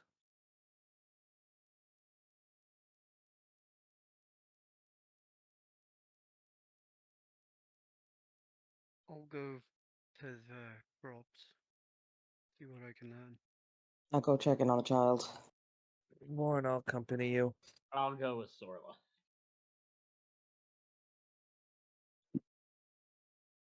Okay. Sorla, Max, you guys head into town and go to check on the child and realize that you never got any information from Dario on the name of the woman seeking out the child or where to find them. Well, shit. Or you can ask a few people. Yeah. Max is gonna do a thing. Max is gonna pull a Zachriel. Oh God. He's gonna stop, find the nearest post, gonna climb on top of it, and then as loud as he can, he's just gonna yell, "Anyone, kid, have magic powers? We're looking for you." Okay. Sorla's gonna kind of blink. Make uh m- m- make me an acrobatics check real quick. I love how you're like, I'm not sure what role to go with there. You said acrobatics. Yes. That is a 23. All right. You scramble the up the post and shout at the top of your lungs. And as you do, you get a little lightheaded. Now I would like you to make a dex save, please. Dex save. Okay. Sorla's blinking at him like, have you lost your mind? That's a modified 20. You get a little lightheaded, you begin to wobble a little bit, and as you lose your balance and begin to fall, you are able to spin around, land on your feet, and fall down to one knee with one hand down on the ground. He did superhero landing.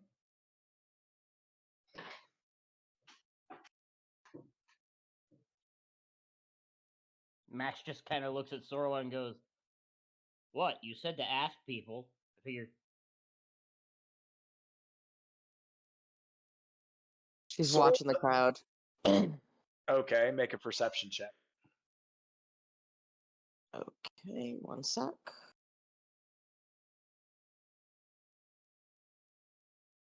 And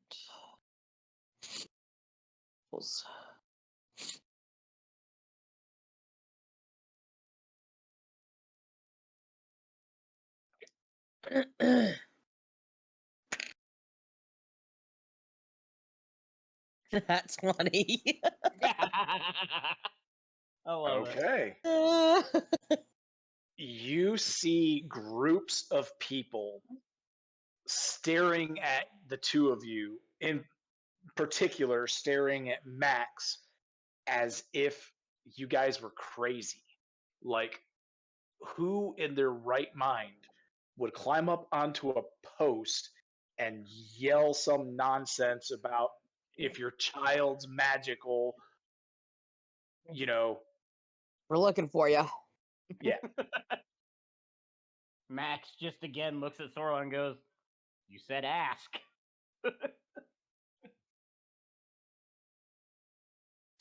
I was thinking slightly more discreetly, but I guess that's an efficient way of doing it. That's one way of doing it. As long as you don't get yelled at. Or try to pick a fight with a gnome. Do I see anyone that seems affected by him asking the questions? I mean, you see several people that are kind of giving him the stink eye. Not what I meant. Not in particular, no. Okay. They all give you some sideways glances and then return to the business that they were going to.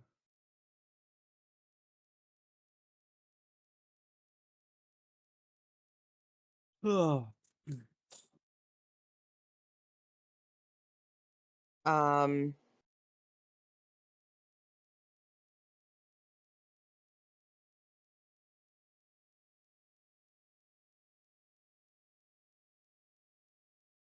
I'm gonna go to. Are there any like toy shops in the area?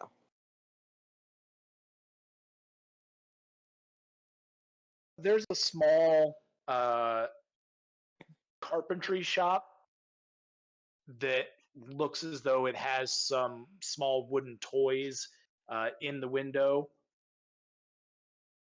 Not necessarily a toy shop in and of itself. Okay. I'm going to start wandering around that area a bit, looking about,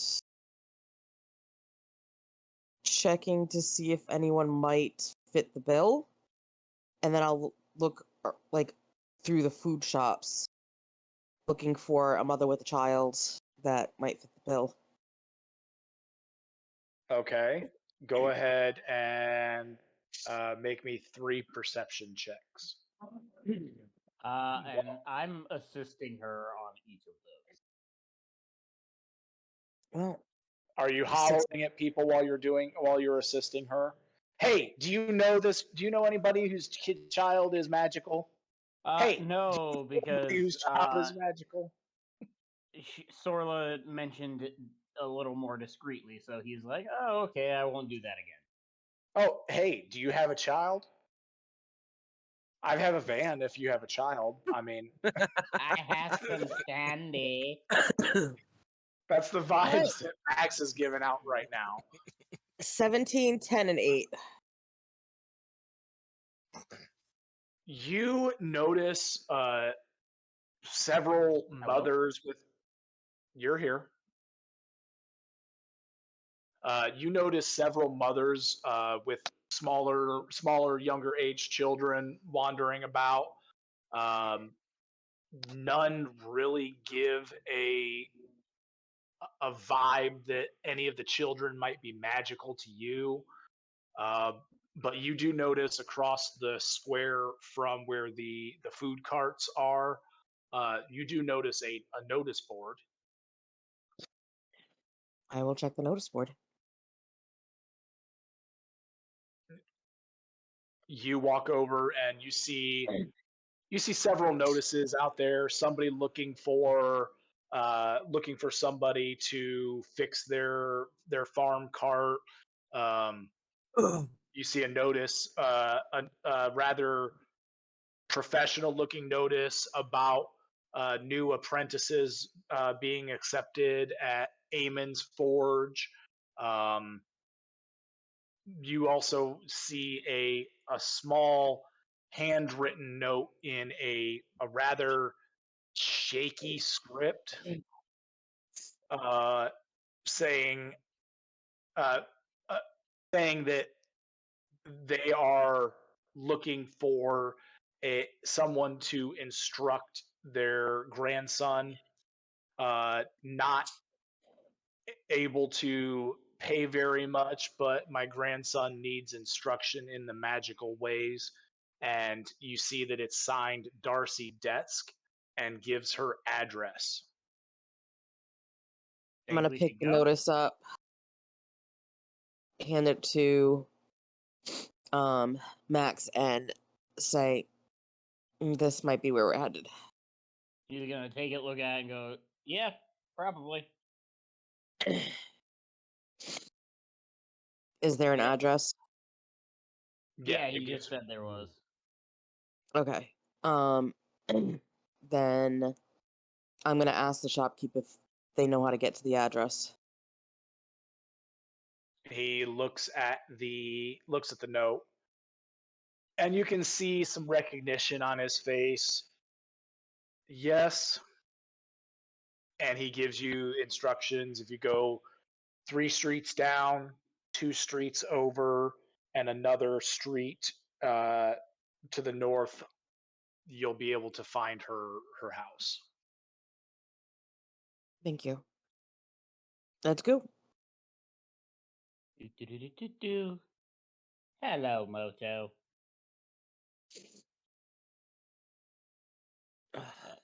Yeah, we go off to the address. You follow the instructions that the shopkeep gave to you and head over to the address. As you walk up, you see what appears to be a rather beaten down single-story shack. It's not terribly large. It's got a thatched roof that has several large holes inside of it, in the roof. One of the windows appears to be broken, hanging on one hinge, and the small fenced-in front yard,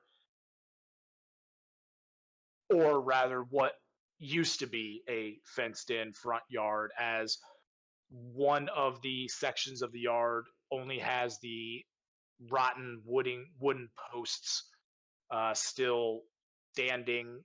Several of the fence posts or the fence boards are laying down throughout the grass.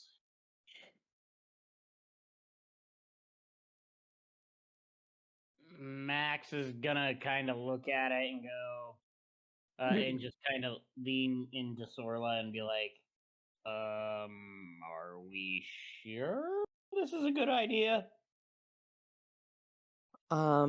She's gonna look over the little shack with all the broken pieces and throw a couple of mending spells at it. Okay.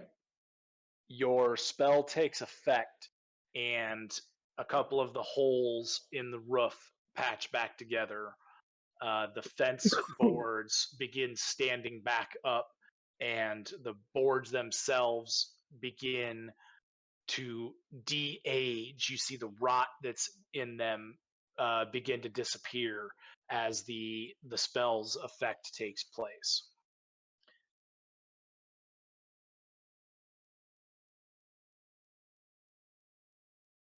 She's gonna look back at Max. Being poor doesn't make them bad. And then she'll knock. While I don't disagree with you, I still get some weird vibes.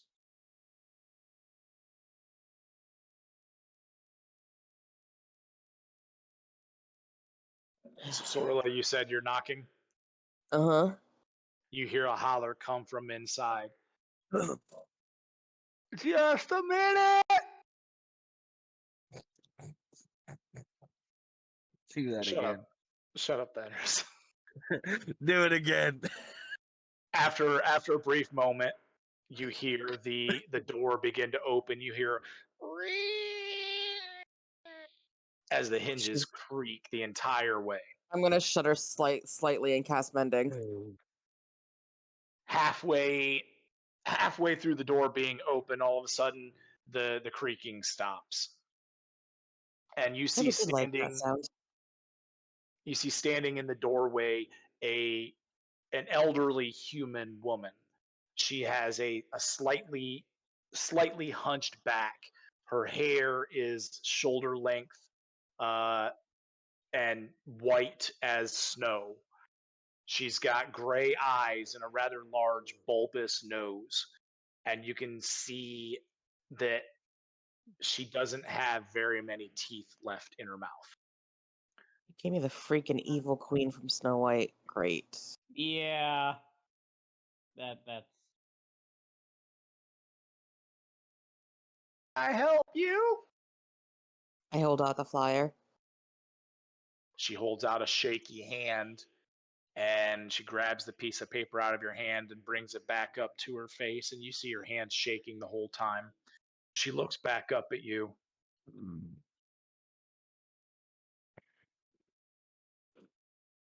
Are you a teacher? No, but I know a bit about magic, and so does he.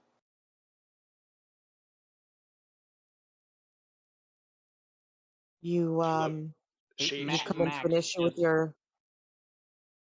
Sorry. I was gonna say Max just kind of raises his hand up and he's like, "Hello." She looks over at Max and then looks back to you. Are you here to help? We're here to inquire. What exactly started magic? What kind of magic have you seen?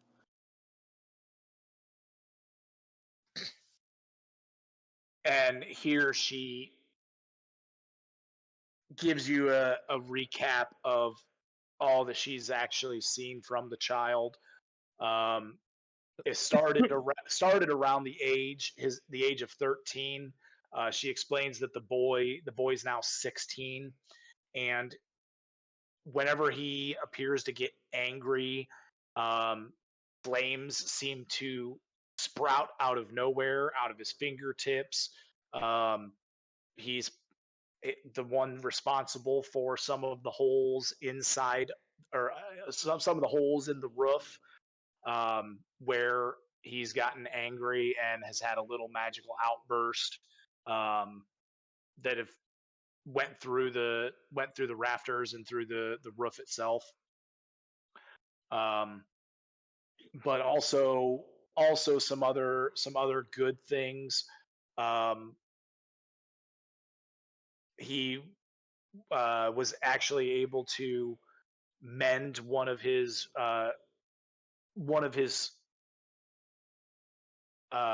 boots that the sole had fallen off of when his grandmother wasn't able to afford him new boots. She explains that she is a laundry maid, uh, for one of the shops down near the docks. She lost her husband, uh, lost her husband to old age, and then the child's parents, her husband's daughter and son-in-law, lost them in Alinar just a few months back, and the boy has been with her ever since. Um, the parents had moved to Alinar about a year before. Uh, Husband got a job with one of the ships out of the ports over there, and the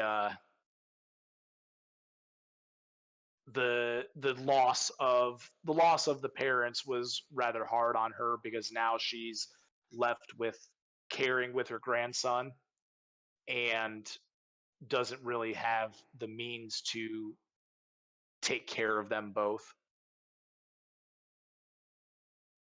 After hearing all of that, Max just kind of looks at Sorla with a "What do you want to do?" look. I'd like to meet the child. She nods, opens up the door, and lets you both into her home.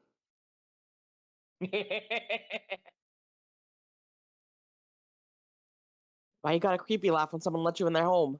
No, it's what Serb said in OOC.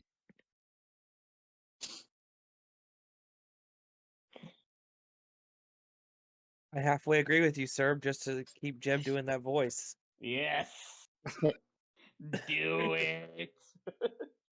Let's we'll head in. see. Here's what I've got to say to that, Fenris. What's that?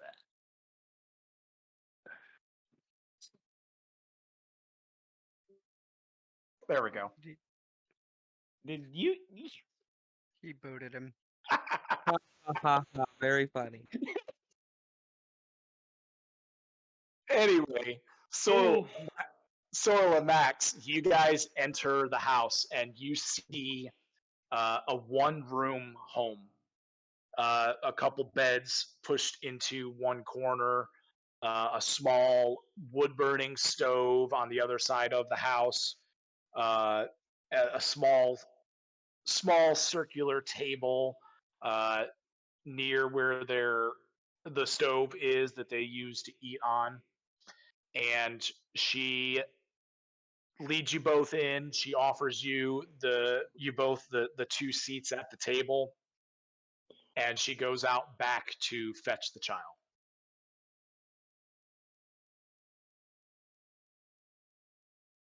After a brief moment, she comes back in.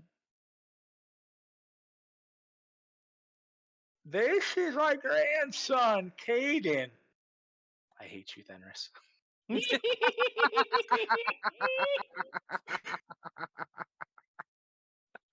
Hey, they made me do the silly plant voice for like 3 weeks. I know. You can deal with it.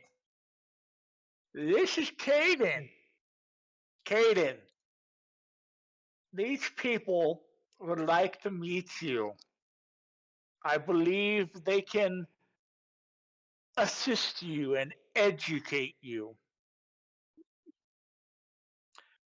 Caden comes in, and you see a rather tall boy, obviously human like his grandmother. He's got strawberry blonde hair. He's rather tall for his age. He's about 6'4", even at 16. But he's very, very thin. No, hardly any muscle to him at all. His clothes are rather baggy. You could tell that they were acquired from a secondhand shop. Some patchwork has been done to some holes in them, and he's got the same gray eyes that his grandmother has. He gives a tentative bow, rather stiff from the waist, as though he's not quite sure what he's supposed to be doing. Max just immediately pipes up and goes, "No, no, no, no. You don't have to bow. Thank you, though, but you don't have to do that." Sorla kind of studies him a bit.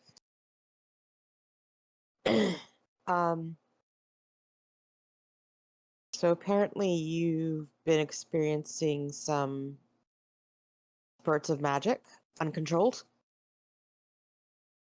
You can see him fidgeting a little bit. You can see him looking back and forth, and he looks over to his grandmother. Make an insight check.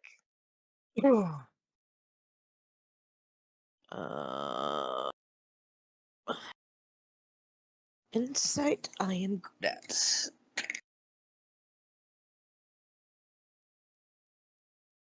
Dirty 20. You get the feeling that his hesitancy, the way he's kind of looking around and looking into his grandmother, gives you the impression that he's probably gotten in trouble for this before, and is a little fearful of giving you, a stranger, any kind of details.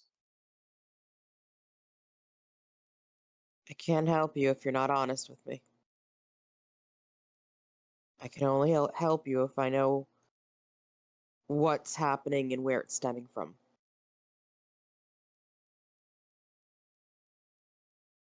He looks to his grandmother again, and she gives him a reassuring nod.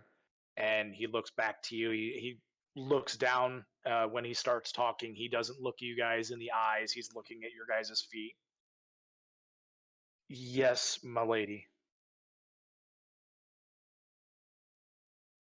Now, when this started, did anyone speak to you first? Or was it just random from somewhere inside of you? He looks up a little bit, and so you see a little bit of confusion in his eyes. Did anybody speak to me? No. No, it just sort of happens. And when it happens, does it feel like the energy is coming from inside? Or do you feel like you're getting energy surges from around you? It feels as though something's pulling at something behind my stomach. I get a little nauseous afterwards. And I get really, really tired. All right. I think we can help you.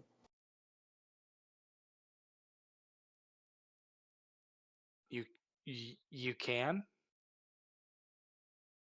Step one is getting to understand the energy and getting control of it, which is going to take practice. It's going to take work. And it's going to take a non-damaging spell as she looks around the holes. You see he looks really bashful and ashamed. His eyes drop down to the ground again.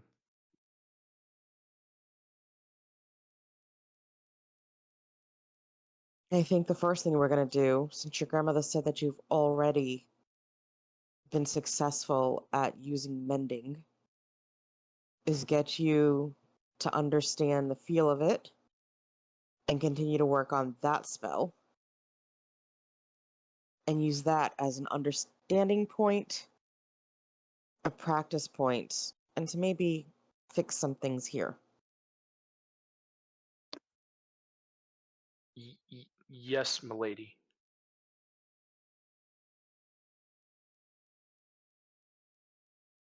And just for the sake of time, Jeb, I'll say that she's going to spend some time with him, having him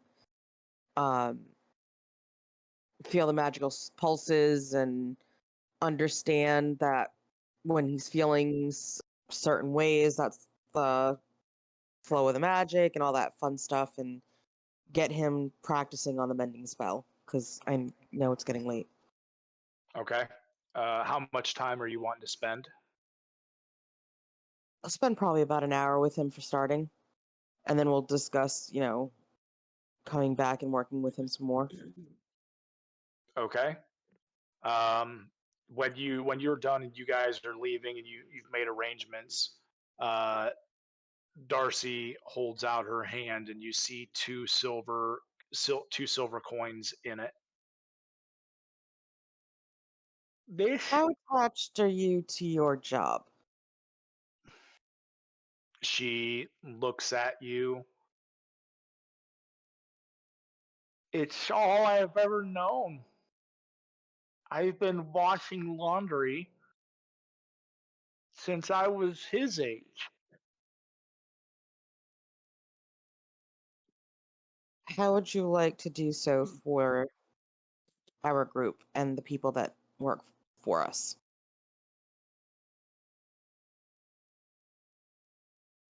She looks up at you in surprise, says that she's not quite sure she would benefit how she would benefit you in her age, but she appears to be willing.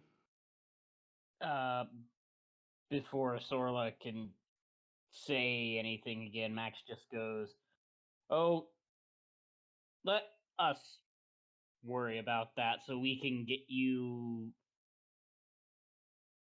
somewhere a little sturdier to live." And she's going to look over at the teenager. We have a groundskeeper that could use some help. Perhaps you can do that when you're not practicing. Yes, milady. And then she'll kind of put her hand over the old lady's hand with the silver and say, "You keep that." You see tears fill in her eyes, and she appears to be wordless. Well, after Sorla looked at her and said, "You keep that," Max also pulls out and hands her 2 gold and says, "Get yourself some nice clothes and meet us in town in an hour." She'll add another 2 gold and she'll say, "And some new shoes for both of you." At this, she actually breaks out and starts crying. She falls down to her knees and grabs both of your guys' hands and just starts thanking you over and over again. As she's doing this, Max kind of just leans over and in Sorla's ear just goes, "How mad do you think Zeos is going to be that we did this?" Um, kind of knocked another thing off the list that we were gonna do anyway. But he wasn't exactly excited about getting Austin hired. So She'll look over at the 16-year-old. But we're getting 2. he just shrugs and lets out a small little sigh.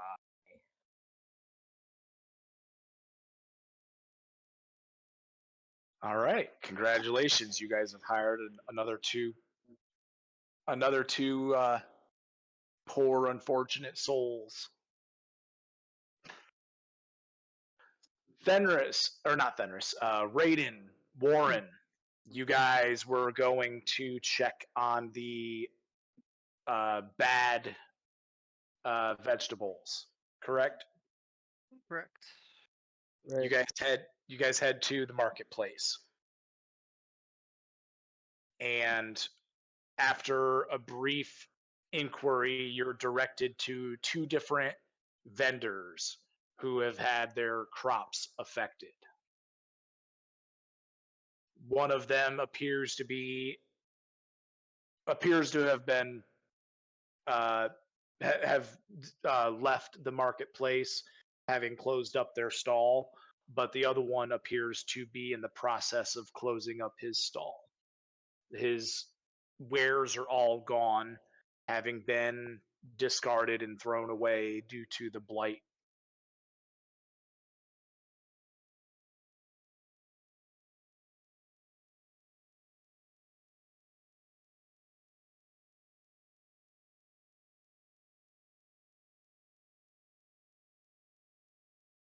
Did I lose you guys? Oh, nope. I'm just Okay. trying to find my accent again. Boy, we hear that you've got a bit of uh, a problem with the crops.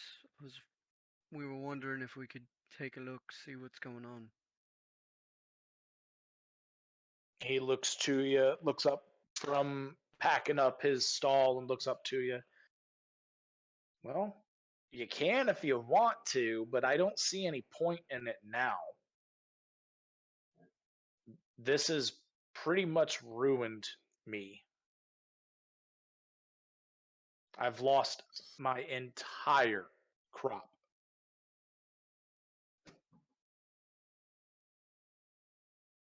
So this is something that stemmed from your fields. He nods. Do you have any of the crop left, or can you point us in the direction? We'd like to make sure it's nothing supernatural, and if it's something naturally caused, then we can go into plans to deal with it. He finishes loading up onto his hand cart. Sure, follow me back to my farm. And he leads you out of the city a little ways to the northeast to where he has his small farm. Uh, as you walk up the lane, you see a single story a farmhouse, as well as his small fields that clearly were planted with sweet corn.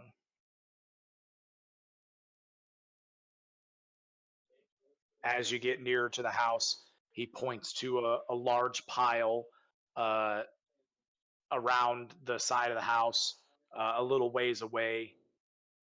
I was gonna burn the last of it after I finished loading up and returned home. You're welcome to look at it if that is what you wish.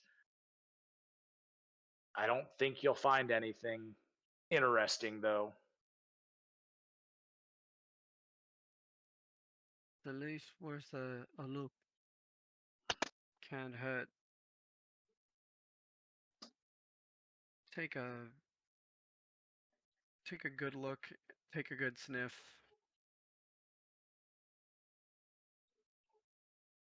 I'll assist him with this kind of Okay. inspect stuff. And just on the offhand that something was done to affect the crops outside of a natural order of things, I'm gonna cast Detect Magic. Okay. So, Warren, make a perception check. Raiden, make an investigation check. And that Perfect. is a 21. That is a 27. Okay. Warren, you smell the distinct odor of rotten vegetables. Uh, the you both see um, the piled up stalks. Some of the leaves have been pulled back off of the corn itself, and you can see the distinct signs of blight. The large uh, fungus growing out of the ears of corn themselves. Raiden, you check a couple of the fields, uh, do your ritual cast for detect magic, and you're not able to find any magical source, or you're not able to find anything that would indicate any kind of tampering at all. Okay. Hey Warren, Hmm. do you happen to have a uh small alchemy kit on you? Yeah. Go ahead and pull out the travel kit. Help me And test. Do you have a way to test the soil with you? Just a quick.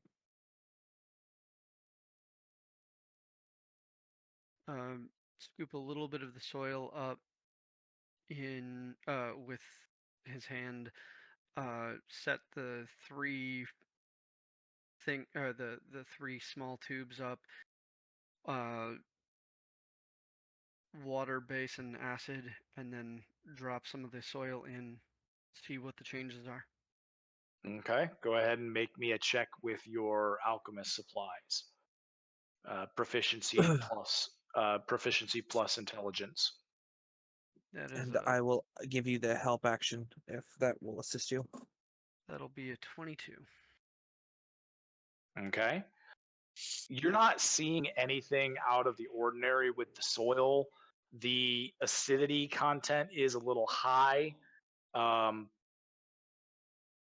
but other than that, it appears to be fairly good farming soil.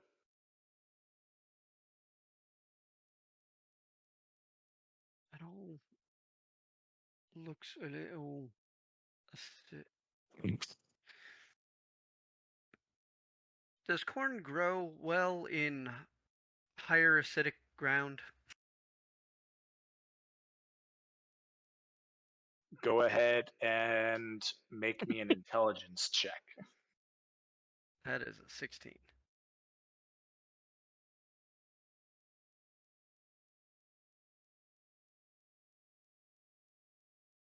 So you know, um, that if the acid level in the soil is too low, that it can be bad for corn. Um, but a high acid level in the soil can also be bad for it as well. This might not be all that difficult to figure out. The acid level in the dirt is possibly just too high for the corn. But then he kind of looks at, were the fields like fully grown before they started turning? Or was this like an early death to the crops? You because of your guys' checks from earlier, you guys, yeah, you're able to tell that um, the corn wasn't quite fully grown, but it was grown enough to have produced about 4-inch long ears of corn. The ends of the corn had not quite filled out quite yet.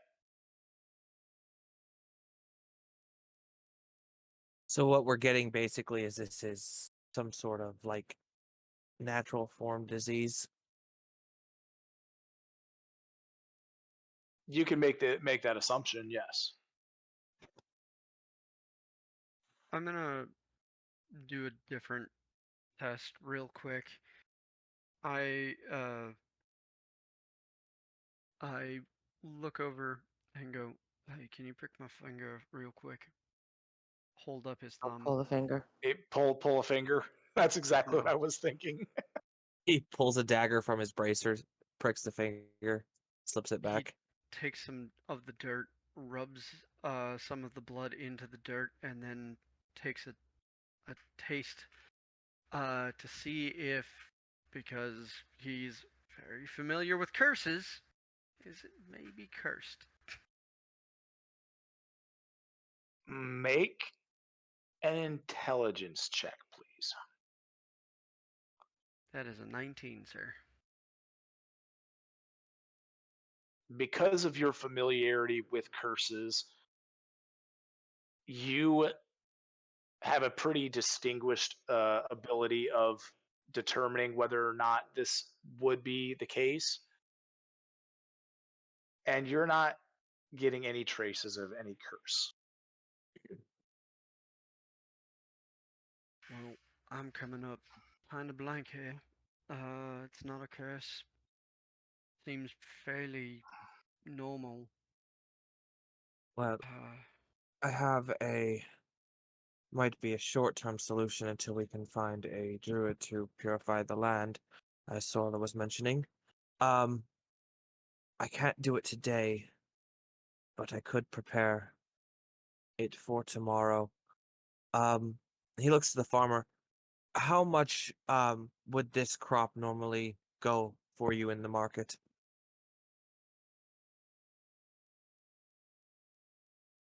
I'd say between 50 and 75 gold. Okay. He reaches into his bag, pulls out one of his books, and marks out a note to the guard and Dario for the keep. And it's basically, this is going to be delivered. Set it off to the side. I will deal with it upon my return. And he tears the page out, hands the note to the gentleman, and then gives him 100 gold and instructs him to deliver that to the keep. Because I'm going to play around with purify food and water tomorrow. Or purify food and drink. Fair enough. So he's to deliver the note and the gold to the keep? No, he's to deliver the note and the crop to the keep. The gold is for him. Gotcha. It's to pay for his entire crop, so he's not ruined. You see a flood of emotion and gratification pour over him. I will do just that, my lord. Thank you. Thank you. And he shakes your hand very emphatically. Raiden will give him a slight smile. It's no big deal. I've had my fair share of hard times, so it's always nice to know that there are people who will help. These motherfuckers better show up with pitchforks if our keep ever gets attacked. Right. But yeah, my goal is tomorrow I will prepare the spell Purify Food and Drink, and it states that it can remove disease and things like that, so I'm going to play with that. And if it all works out, the keep just got a shit ton of fucking sweet corn. If it doesn't work out, well, I'm out 100 gold, whoop-de-doo. Okay. So you all gather back in the main square of the city, having, for the most part, accomplished the tasks that you all set out to do. So is the corn for the toothless granny? That's what we're doing? Sure, why not?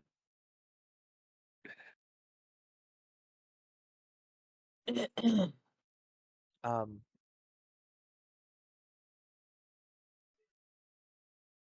There was one other thing that we were gonna do. what's that? Supposed to go to the shop.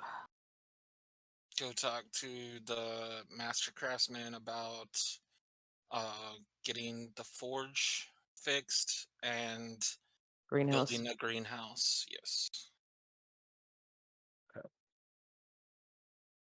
Well, you all can take care of that. I gotta have For to call it. Yep, for the sake of brevity, we'll say that you guys go and meet up with the craftsman. He sets up an appointment for the next day, and you all decide to return to the keep. And that is where we are going to end it for tonight. As Zeos walks along with the little old granny and her grandson. Yep.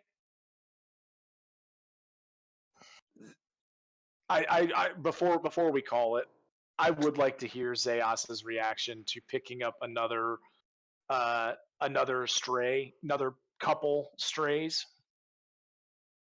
Fine. Who are these two people? Laundry lady, and he's gonna help the groundskeeper.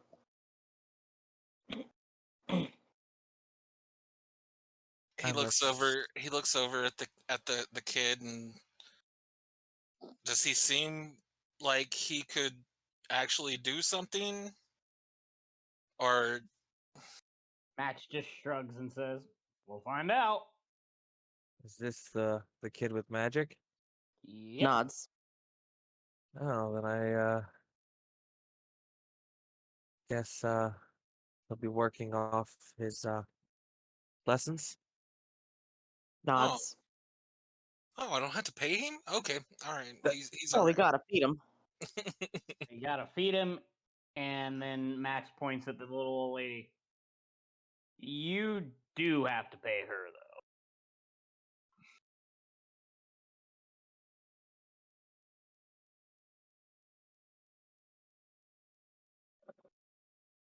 Well, He likes clean skivvies, right? I was just about to say, to have, clean laundry for everybody, including the guard, I I think that's worth a few gold. Okay. And then she's gonna look at the kid. No magic unsupervised under any conditions at the keep. He looks down at the ground again. Yes, milady. And trust me, she means it. Otherwise, and Max points to Zeos. He's gonna put you through the same training regimen he puts the guards through. And trust me, it doesn't look fun. Zayas gets an evil smile on his face.